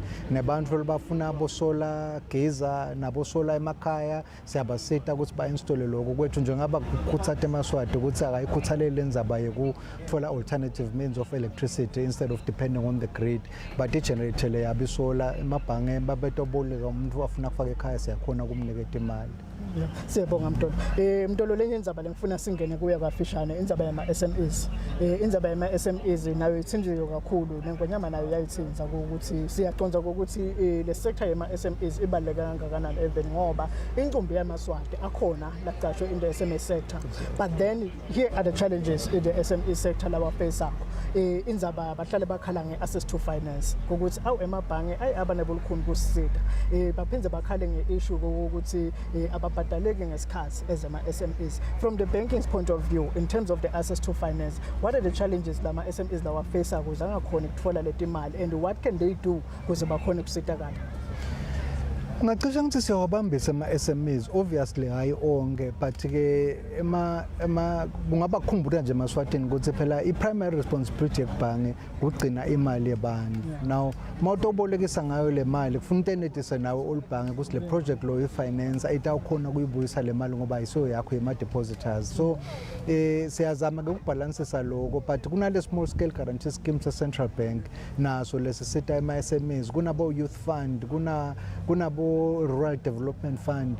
Mina ngiyaye ngithi labanye abasebenzisi lawo ma-funds lawo lokuqala, and then bese bete amabhange to scale ngoba ngelisibona basebenzisa ama-funds langafanele ukuthi ngama-depositors funds lekufuna buyiswe, but once waqala sofuna ukuscale up ke sokuthi ebhange siyakhona ukudevelop ukukhulisa ke uyetulu. Indzaba yema-SMEs ngicela ukuthi singakaphethi nje mtolo sigcine ngana indzaba yokuthi going forward kusuka la budget as the banking sector, where are you going? We are going to continue to provide liquidity to the country, to support the government in its activities, but also support SMEs and individuals going we sell trust. So it's making sure so the world banking sector is well capitalized and ready to support the economy. Standard Bank Chief Executive Mvuselelo Fagutse lesikhulumisana naye nje etingoni letiningi letithinza yona i-banking sector. Zawubuyela ke maswati lamahle kubalengani bethu labangale nawo ukuthola more reactions ukuthi ngabe lebe bangale bathamele natinkulumo badawuthini. In Eswatini, energy is more than power. It is the spark that ignites progress, growth, and possibility. At Standard Bank Eswatini, we are financing the future. Through landmark deals like the Lower Magoduza hydropower project, and by backing innovators such as the Somi Group, we are enabling clean power, sustainable growth, and opportunity. But deals alone are not enough. That is why we convene the Eswatini Energy Indaba, a platform where leaders, partners, and clients shape the nation's energy future. This is our energy story, told with the rhythm of our land, the spirit of our people, and the creativity that fuels progress. This is how Standard Bank Eswatini leads as the country's energy financier, from possibility to power to progress.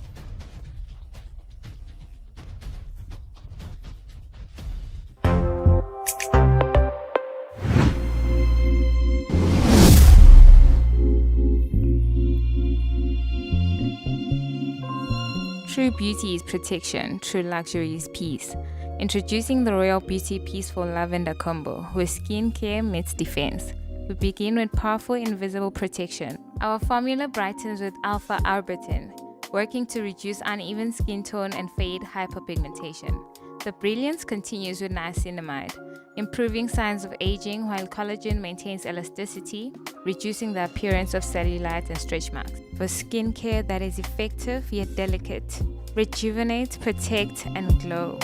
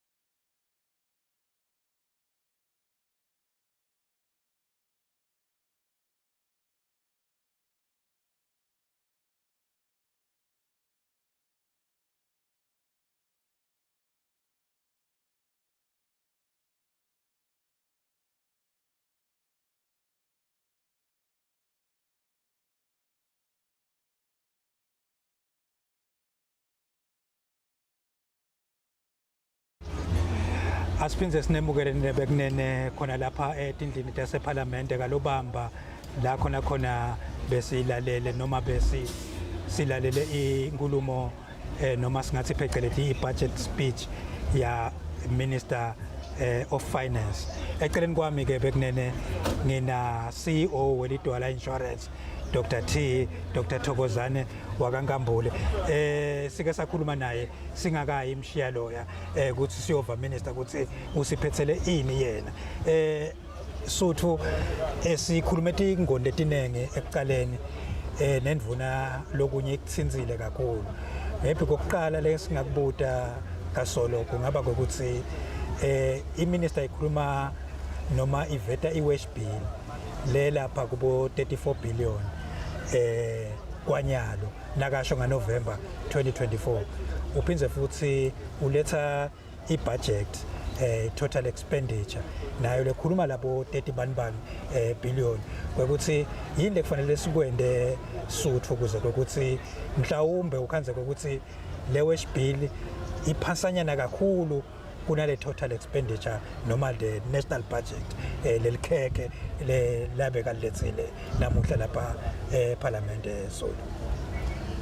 Thank you, Suthu. It is a tricky question in the sense that it is a blend of policy and what happens on the ground. Unfortunately, you need to sacrifice certain things to get certain things. You can't have it all at once.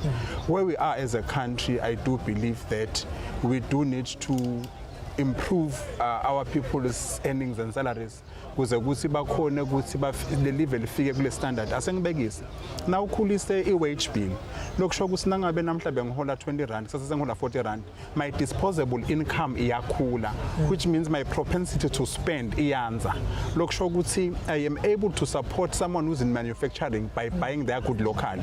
When I buy from them, the taxman is able to charge them tax because now they are making profits from my spending, which then means the money at face value it's a waste of money, but it is actually a catalyst to economic stimulation because the more there is money in the hands of the people, it's the more the money will circulate and the more the trade will be incentivized and there'll be more activity because nami ngiyakhona kuthanga nawe uyakhona kuthanga nabantu uyakhona kuthanga, which then means le mali isetandleni tebantu kani nangabe ihlele in the hands of few individuals, they will choose to locate in offshore investments or spend outside of the country. But if the general Eswatini is able to afford most of the commodities, it then means everybody who is doing something with business even we are corner to be supported. So the more the money circulates, in that way government still one way has a way of recouping it back to the tax pool ikhona ukuthi bese seyifunda le budget yahulumende. No, wayikhaza dokotela. Induna iphinza yakhuluma indzaba lenye fund la ibita ngokuthi Eswatini Youth Employment Opportunities lena 486 million. Induna nayikhuluma lokho uthi de ifundwa iWorld Bank. Emabhange lamanenge phela asisita kakhulu. Ingabe lama regulations alawo mabhange lawo ma conditions asifeva kangakanani ukuze ukuthi sikhone lokuwamita njengabo debt security khanze ukuthi seyisetulu shabo 10% i-project yabo 3.1 billion sinayo leyo financial capacity sinalo leyo masela lokuthi le bit security singakhona lokuwabhadala ngoba ungazothi ngiyolanga lavama ukuthi ayikhiphe le local participation kulama projects la funded ngema external entities. Okay, thank you, Suthu. I think I will answer the question on two levels. First, on main capital projects that maybe I would say come with specific conditions. Unlike the grants, the part 2 will talk to the grants that talk to your youth employment or the youth projects. So the first one that talks to infrastructural development, asengibekise ingonyama ikhulume nga 500 kilometers yemigwaqo. Lokusho ukuthi emigwaqo leyo sithathola ama loans, but when we get those funds usually they come with specific conditions. But akutshela ukuthi kudinga ukuthi ube ne experience asengibekise sisenje lo mgwaqo 500 kilometers but ube wane experience yekwakha umgwaqo 500 kilometers. In this country, looking at the size and the ngubani lo ngaba nale experience leyo. So you can't say ukuthi vele sekaba excluded ama local participants. Lokunye ukhanze ukuthi nalama condition bakutshela ukuthi sitawufuna cash backed guarantees. Mhlawumbe sisi project project kuthiwa 3 billion kuthiwe kufuneka 10% in cash as a backup security nguyiphi inkampani la kangwane lokho ayikhanze na 300 million ahleli nje ebhange ukuthi angaba as security because nangabe le mali uyibeka as security which means awuna access kiyo for the duration of the product so lawo ma conditions automatically then bese exclude local participation ngakuthi awukhanza ngathi bese sekungena ema foreign contractors nasekangenela ama foreign contractors automatically they bring in a lot of other things they will import the raw materials they will import skills bese le job creation lekuthiwa iyendeka ayisendeke lokho sothi kuyawa deplete yini lama foreign reserves elive ukuthi bo foreign currency if mhlambe zirelya ebantwini labangasiyo mhlawumbe emaswati umuntu lomunye from where I'm sitting nokuthi maybe could deplete nalama foreign reserve kuyawa deplete yini. Okay, I think so too. This is a layman's view of it. Ukuthi nangabe lama contracts are award in elilangeni because what we call operational and functional currency. Nangabe award kwangana ngelilangeni so naleyo contractor sayibhadala ngalelilangeni lokusho ukuthi in that instance akus affect thina but ukhanze ukuthi then we have a need nangabe lo mfu sekafuna to repatriate the money back.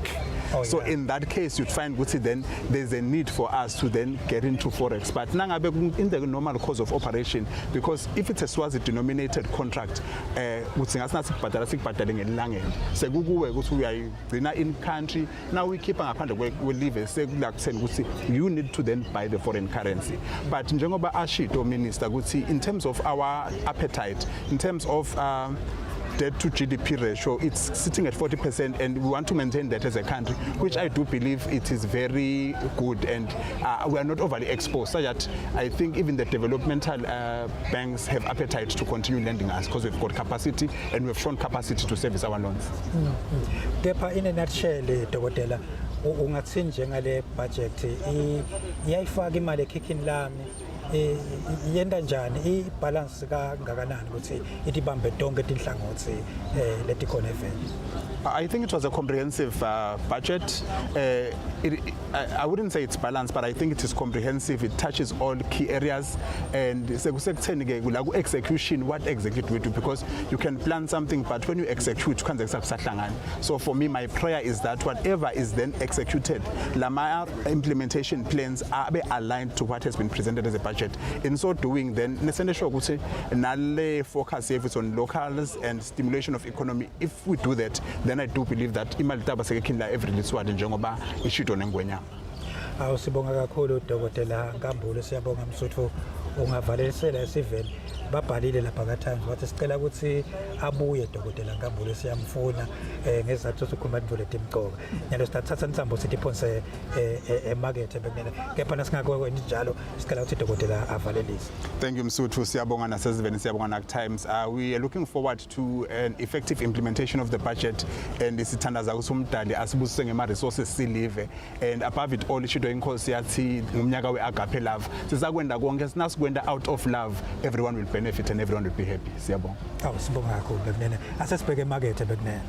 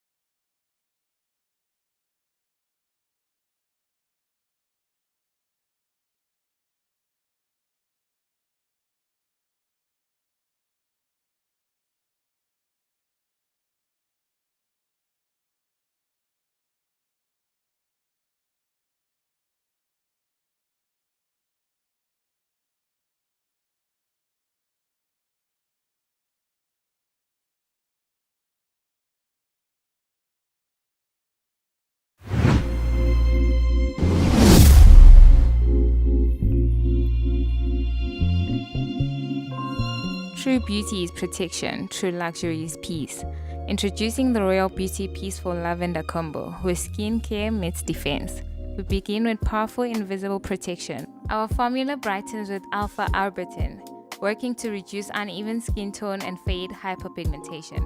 The brilliance continues with niacinamide, improving signs of aging while collagen maintains elasticity, reducing the appearance of cellulite and stretch marks. For skincare that is effective yet delicate, rejuvenate, protect, and glow.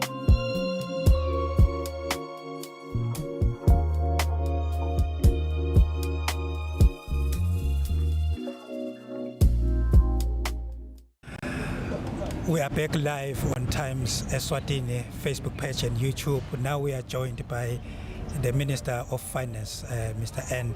Rijkenberg. On my left is Dr. T. Ngamburi, the CEO of Lidwala Insurance. He's back by popular demand, ladies and gentlemen. Honorable Minister, thank you for your comprehensive speech. It's a people's speech, that's what they say. Can you just greet the viewer, Honorable Minister? Thank you very much. Thanks for having me here at the Times Facebook page and what is it? WhatsApp? It's YouTube yes, page. YouTube. There we go. We're live on YouTube. Thank you. No, thanks for having me here. And yes, today was a big day for me. Thanks. Yes, Honorable Minister, in your speech you talk about a wage bill of around 32 or 34 billion, if I'm not mistaken, and you are talking about a total expenditure of about in the 30, I can say over 30 billion. I may not be precise or accurate. Some people are saying the wage bill is so huge, Minister, from a layman point of view. And from where I'm sitting, as an ordinary person on the street, I may say, we're owing such a lot of money. When are we going to pay this money? Are we not creating debts for the future generations? Are you happy? Is it sustainable? So no, thank you for the question. I think let's start in on the wage bill. Let's zero in there, then we'll get to sustainability secondly. So first the wage bill, I think we need to always understand what are we measuring by. So at the moment we're using the measurement, we're using wage bill to expenditure as a number to measure by. You can measure GDP, but that's probably the most common one to use. When I became a minister in 2018, we found that we were the second highest in the world when it comes to wage bill to expenditure. We were 42%. There was one country close to us that was 43%, but we were 42% at that stage. Since 2018 till last year, we've managed to reduce that from 42% down to 32% as a wage bill to expenditure, meaning that, we didn't do drastic measures, but the wage freeze, not giving colas, with all those measures, we brought it down. Unfortunately, we brought it down a bit too aggressively, meaning that when we did the review, we had quite an aggressive review because we had actually reduced amounts quite heavily. But now that we've taken it from, obviously last year we provided 10.5 billion Emalangeni for wage bill, this year we're providing 12.4 billion for the wage bill. Understanding that last year $500 million was for salary review, meaning that the increase from the wage bill to wage bill, if you look at Mbamba, it's about 2.5 billion, which is a huge increase. But what it does is it takes us from 32% wage bill to expenditure to 33%. So it doesn't take us back to 42%, Lagubskamga corner. It takes us to 33%, meaning that it is an increase, and because we are trying to get it down still, 33%. But now that we've had a review, it means over the next few years we can continue to get it down because there are still 3,200 too many civil servants in the system, according to a research that was done by the Ministry of Public Service. So over the years that come, we don't want to go through mass retrenchments. That will cause civil issues in the country and economic possible domino effect issues. So we don't do that. But as people retire, as people leave, as things happen, we are absorbing those people into the system so that we reduce the amount of people that are not needed in the civil servants. So over the years, over the medium term, we're going to get it below 30%, and over the long term, we'd like to get it to 25% is our long-term goal. And the truth of the matter is, we're on a good path, we are sustainable, there's not a problem. That's the wage bill sustainability. Now when you talk of national sustainability, we are taking on more debt. We're not hiding that. There's about a 4.4 billion increase in expenditure, of which 2.3 billion is increased taxes, meaning there's still about a 2 billion. But what we are keeping our eye on, we're keeping our eye on our debt to GDP ratio. And because the GDP is growing, it means that there's more space for debt. So we're taking on more debt, but if you take out contingent liabilities, our debt is remaining around the 43% 3%, and it like it was last year. So we are maintaining our sustainability, keeping in mind that it was 41%, and we took on 2 loans to pay arrears. Arrears was debt anyway, but we weren't recognizing it as arrears, which was a problem.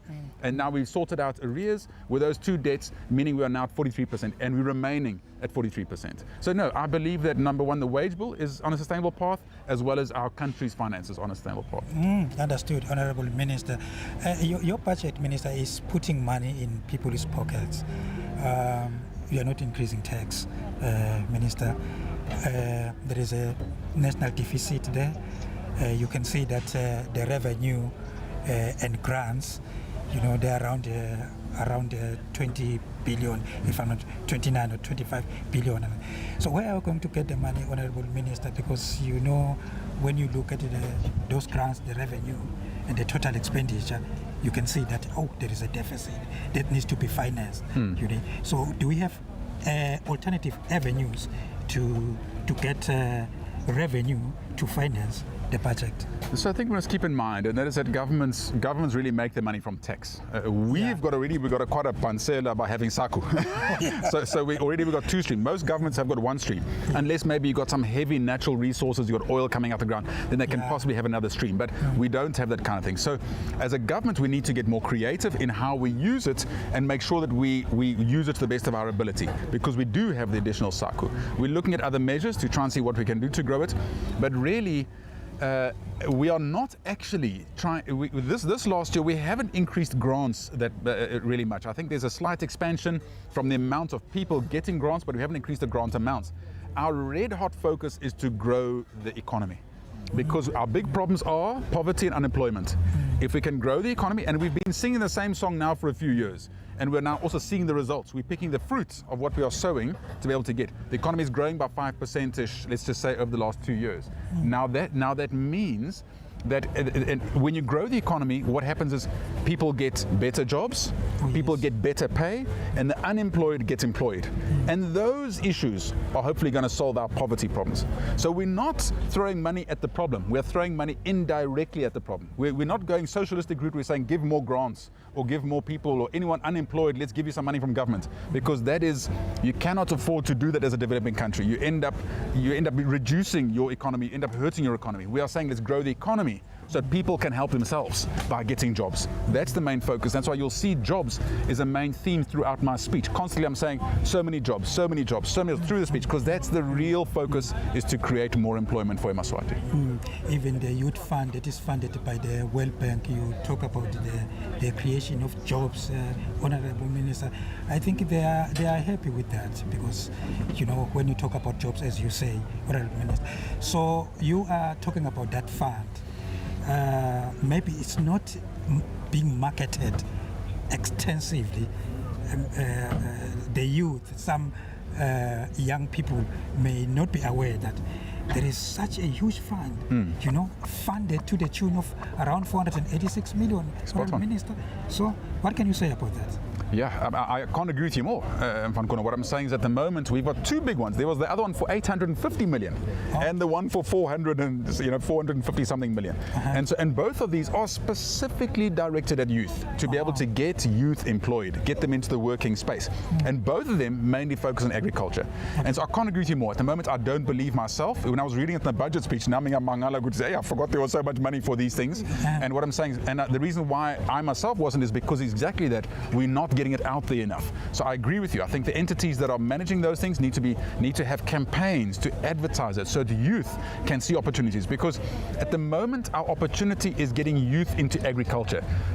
Normally agriculture is seen like, it's for the poor. There's a very negative view. It is not for the poor. There's real money to be made in agriculture. Even smallholder agriculture, you can make good money there. And at the moment we have homesteads where half the things are not even being plowed. If you look around, half the lands are not even being used. We have the land, which is valuable, and we have the youth without jobs. We need to get these things to work together. These are low-hanging fruits. So I think today's budget is really addressing those low-hanging fruits. Maybe lastly, Honorable Minister, are you happy with the mining sector? Because there's been so many surveys after surveys, we are not seeing anything tangible there, Honorable Minister. No concrete activity. We haven't seen the gains from these surveys. Minister. Yeah, so Shame, you know what, I feel a bit sorry for that industry because we had done a lot to grow the anthracite industry. At the moment we have the best anthracite deposit on the continent here in Eswatini. Malome has been going for many years. They went through some massive expansion there to get more anthracite out. And there were 2 more mines already operating in Eswatini. And so unfortunately you find that because, but what happened then was the ferrochrome industry in South Africa, the smelting industry collapsed overnight.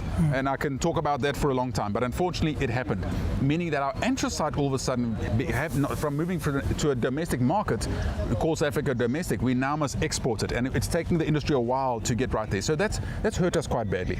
But at the same time, the survey that was done, I believe, is very impactful. In fact, the survey is showing we've got many more minerals we realize is there. So what we're doing is now, in this year's budget, we're now providing budget so we can go into a deep dive into those areas where there are some very valuable minerals and work out exactly how much is there and what it is. So I believe after this year's budget, we're going to be in a very exciting space of our minerals, knowing exactly what's there, and I think the interest is going to grow for the mining sector. I think the civil servants will like it, Honourable Minister. You talk about a motivated workforce. What were you trying to say, Minister? But it was clear that even though you are going to increase some salaries, but we are not wasting some money there because we have to have a happy civil service. You're right. I mean, one always has that conflict between people out there feeling like, oh, civil servants are not delivering, and civil servants feeling like I'm not being remunerated enough. That's a balance you've got to try and get right as government. A very tricky balance to try and get right. But because, as I've mentioned earlier, we managed to take our percentage of wage bill down quite aggressively. We did that. I mean, there were a few years where there was zero COLA. Is that right? You know, it's probably not right to give, even though we're under stress and it was COVID. The reasons were there, but we had to do an adjustment. So it's not fair for civil servants to be paid less than what the industry around them is paying. And I found that we were losing civil servants. In my Ministry of Finance, I found that there were people leaving to the banks, to other areas, because the wage was just so much better in that industry. So you have to unfortunately do a review to try and fix it. The review was done. I believe, even though it's affected us quite badly, you know, I mean, the cost, but I think it was the right thing to do to be able to pay civil servants their fair share, and I think we've done that. Yes, Honourable Minister, I think you'll be in a position to respond to this one, Minister. The bid securities for projects funded by external financial institutions, the local contractors are saying these bid securities are so high, unaffordable. What would be your reaction to that? Look, what I've done a deep dive into it to try and get my head around it too, to try and understand exactly what is causing this problem here. And what we've realized is, yes, even though there is a securities issue, we do we really are making sure that we're trying to attack from two sides. We're seeing whether we can maybe set up some fund in Eswatini to try and help. But secondly, one can get insurance for that. So what I'm saying is one can get insurance for that. So if the company is quite well established, the company actually go and get insurance, the insurance come out, the insurance relates into a bank guarantee, and the bank guarantee standard security. That is possible. Many companies use that method to be able to get there. And so it's a matter of going forward. I think what we need to do is we need to try and break up our contracts to not have two bigger ones. So there are a few strategies being done by government, and especially the Ministry of Works, to try to avoid too much pain in that space. Oh yes, yes. On my left is, as I said, is Dr. Nkambule. I want you to summarize, Kasolo. We have been talking about the wage bill, infrastructure development. Now we are talking about the bid securities. What's your reaction, in fact, to the speech, the overall speech of Honourable Minister of Finance? Thank you, Sutu, and thank you, Minister. That was a beautiful budget speech. I may say it was quite comprehensive, because my concern, especially before I heard the speech, I had the grand plan in mind, the policy direction given by His Majesty during the speech on the throne, and the anticipation of what really is going to come out from the budget. And when you started tabling the budget, I was quite impressed, to say the least. Number one, as a citizen of the country, and number two, as a business player, because it's clear that the strategy of government-led but private sector driven economic growth, it's clear that government has pure intentions. It's clear, and they've put plans in place.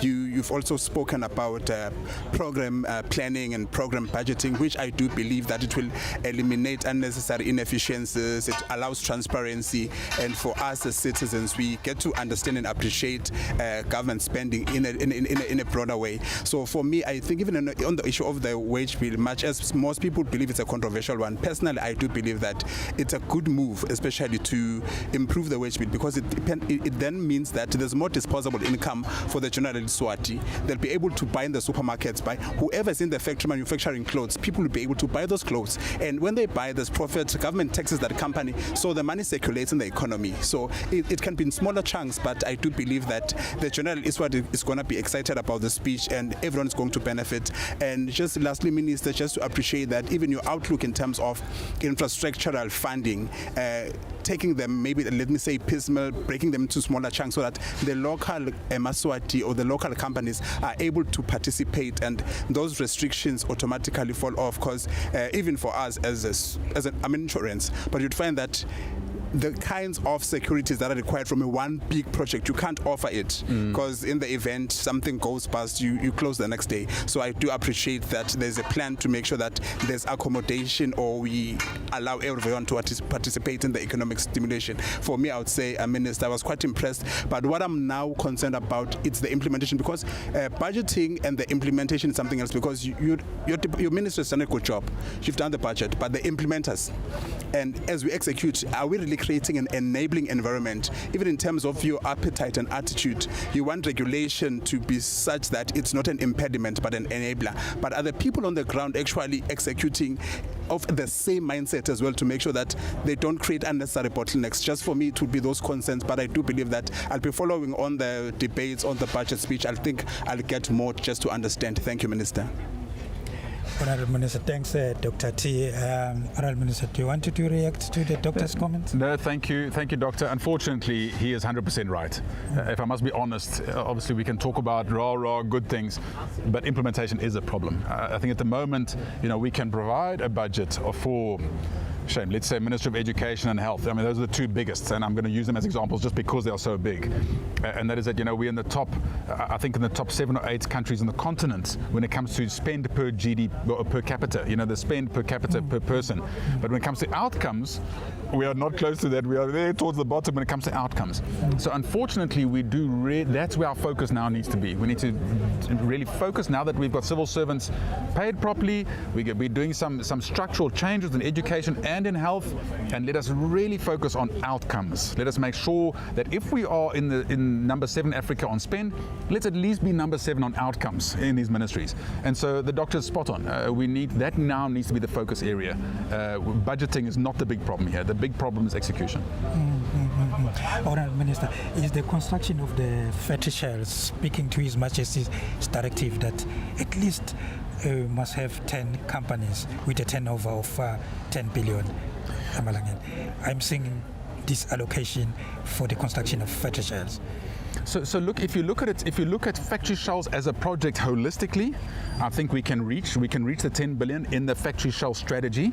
But to say that one factory shell is going to create a 10 billion turnover, I think it's unrealistic. And I mean, one won't be able to get that. So which means that we're going to have to focus on other companies. Oh yeah. And I think there are many companies. I mean, next to you is a company that's associated with Inyatsi. Inyatsi is heading towards that direction, I think, as a group now. So if one looks at these groups of companies, you find that yes, already we are heading towards that direction. And some of them, we need to now aggressively go out and find more of those big companies, like Conco, for instance, so that we can get them into the country, establish here, create the jobs that we need and the turnovers and tax that we need.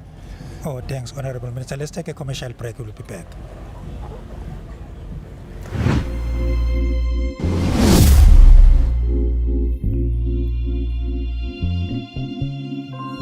True beauty is protection, true luxury is peace. Introducing the Royal Beauty Peaceful Lavender Combo, where skincare meets defense. We begin with powerful invisible protection. Our formula brightens with alpha-arbutin, working to reduce uneven skin tone and fade hyperpigmentation. The brilliance continues with niacinamide, improving signs of aging while collagen maintains elasticity, reducing the appearance of cellulite and stretch marks. For skincare that is effective yet delicate, rejuvenate, protect, and glow.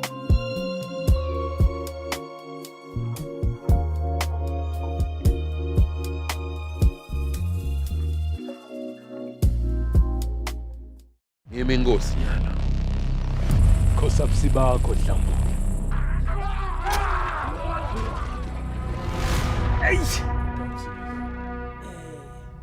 Ungathi imphendulo ikhona la. Kulama. Bakhetha kungemuka inkhosatana yami. Umtsabula Dlambu wami nawe uyaphuma abancane yalokho.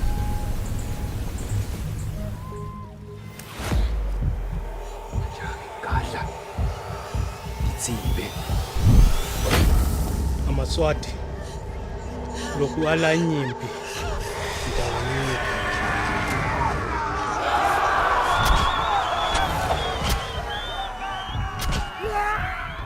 Zwide o hlasitse.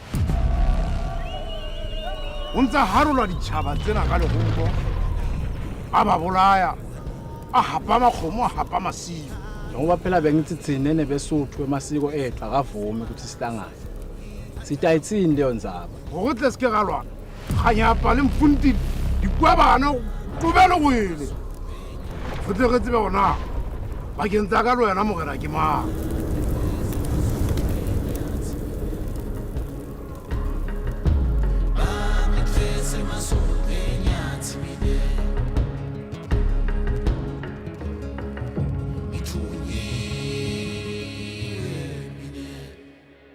In Eswatini, energy is more than power. It is the spark that ignites progress, growth, and possibility. At Standard Bank Eswatini, we are financing the future. Through landmark deals like the Lower Magoduza hydropower project, and by backing innovators such as the Somi Group, we are enabling clean power, sustainable growth, and opportunity. But deals alone are not enough.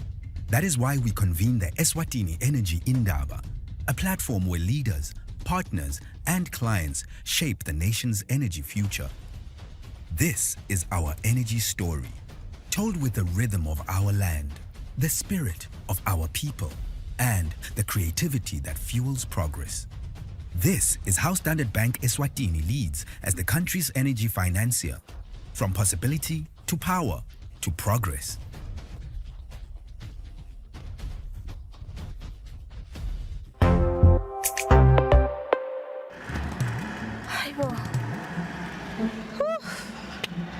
Hayi, yabona imoto nayi. Kunjani bantwana? Ngiyaphila kunjani my sister? Ngiyaphila, yathi sengivelele inkinga lana. Imoto yami ivele nje yathula thu. Sengiba sengiyayidumisa nani ngifaka isikhiya nje iyangibuka. Ngabe ningangisitangani la khaya? Singakusida my sister, sithansele ibhetri elisha. Yes. Alice sikutest imoto yakho ukuthi ngabe inkinga kuphi and after test I can tell ukuthi maybe ilibhetri noma yini. Yes. Yeah. So Niyangicharge yini lokhu ngitestela? it's for free service. It's for free? Yes. Oh, amazing. From service kits, batteries, wiper plates, starters and alternators, to many more quality products, Bosch gives you reliability you can count on. Cases Lindo, imoto kumele inkinga ilibhetri. Ibhetri eligudi kithi it's a wheeled battery. Then ngilandzele maybe lapho vaja and other stuff. But nje le recommendable kakhulu ngile wheeled.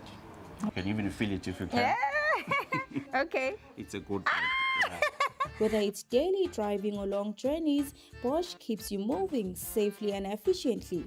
Ungasati bambeleli, vakashela ligatsha letfu lelikanekise kaManzini, noma ke uvakashele noma ngangsiphi isitolo saka Bosch lesifutane nawe, ungashaya na ku 7602 3376 utawuthola kusitakala.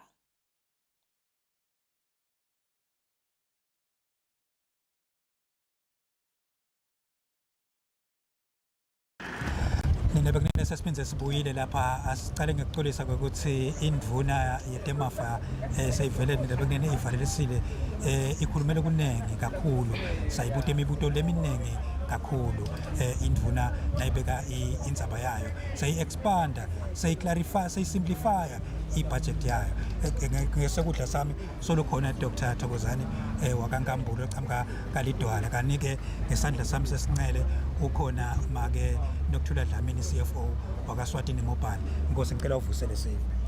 Siyabonga kakhulu Msotho. Sivusele eMaswatini. Siyabonga. Nakakhuluma minister lapha Nkosi uthinze into letinenge wakhuluma futhi nangaleli tiko lakakho le sector yakakho yaka IT. Nguphi lokuphikhile lo tawuthi na uhamba nawo kube ngumgodla wakho loya nawo kaSwazi mobile kwekuthi induna ikhulume lokho hayi asendeni kanjena kuze kwekuthi sitophumelela kule nkampani. Ngiyabonga kakhulu Msotho. Maybe one can take it nje from the speech from the throne kwekuthi ingwenyama yabeka kwekuthi data is now a need. Ubekile ke minister lamhla kwekuthi nabo bayi ministry kulokwaba kwabemafa bafakile ka ICT. So kithi ke thina sima players la ku industry sifuna sithathe ke lo budget leseyikhona sibone kwekuthi senda njani kusita hulumende sihlangabetane kwentasho ukuthi leli phupho lengwenyama lokuthi lonke eliswati libe ne data ngithi uyati ngikhambule kwekuthi we are pushing a mission silive ya first world. One of the things ke ngiloko ukuthi kufuna sibe ne data. Over and above that sengithatha nje kulelinye elitiko ubekile minister kwekuthi silive siya investor kubosola nyalo. One of ema drivers nyalo ema economy vele ngito leti taka ICT dipowerishwa yini ke Msotho ditsinga labo gas. So nawubuka wabile minister sekufuna ke thina sihambe siyokwenza sitawendani ke thina Eswatini mobile kwenda siqiniseko kwekuthi siyabambisana nelive kuloko kufuna sende siqiniseko sokuthi siyachubeka thina nje team yethu sithi affordable network kufuna sichubeke sende siqiniseko ukuthi ema services ethu emaswati ayakhona ukuthi awathenge ngakuthi sende njani singawadolisi. So ezike sichubeka ngiyakholwa Msotho ukuthi sitawugcina silishayile leli goli lokuthi lonke eliswati libe ne data ngoba sesidabe sesinawo phela ne infrastructure I hope hulumende utasibambisa.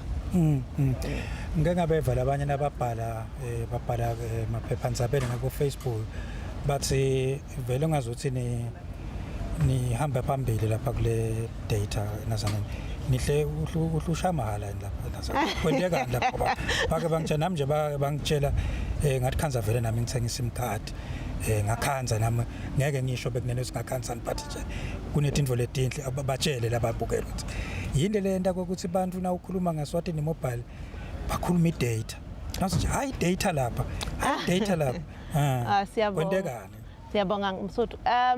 Lesikwenda kwaseyinkampani senda sama kwenda siqiniseko ukuthi emaswati ayakhona ku-afford because nako lokhu umcwa lama services ethu angabe nje available kuphela for us but le service le network is network emaswati by emaswati so ngiko i-affordable nyalo nje uyaye ukhanze ukuthi ngalesi sikhathi siyashiphisa idata nge-weekend kusho ukuthi umgcibelo nesonto emaswati ashaya mahala nakashayela lenye inombolo yakaSwatini mobile nako kuleyo khanze ukuthi kuyendeka. No siyabonga kakhulu Nkosi ukuthi usitshele ukuthi engabe uvene lapha eParliament la induna khona bethula umbiko wayo. Ngidawucela umsuthu ngalapha bese naye uyavalelisa wagasolo kusukela ekseni solo nginaye la eceleni kwaMsuthu bavalelise sodwa yize bayabhala lapha bathi angahamba umsuthu ngikho ngathi besimbambile valelisa gasolo. Ngiyabonga Suthu.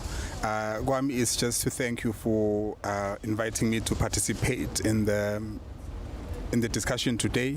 Ekuqaleni siqalisa anticipate sasesiyolalela sasesiyabuya siyahlatia and ngibona ukuthi ngibene lithuba lesingihlale nayo indvuna lana si engage eyeball to eyeball which makes it easy for us to as industry players to understand and know and also then look simethese emasondweni yathi ulumende athi sibheke ngalabovu le execution but what I'm taking out from today mainly it's sifuna ukuthi vele kube info leba info yakadzeni kusesisi ne-unemployment. Logo, I think it's good enough to look forward to this year. Umnyaka sikhathi lesifishane kakhulu, but njengoba ngishilo ukuthi I am eagerly looking forward to effective participation, and unfortunately effort without a result is futile.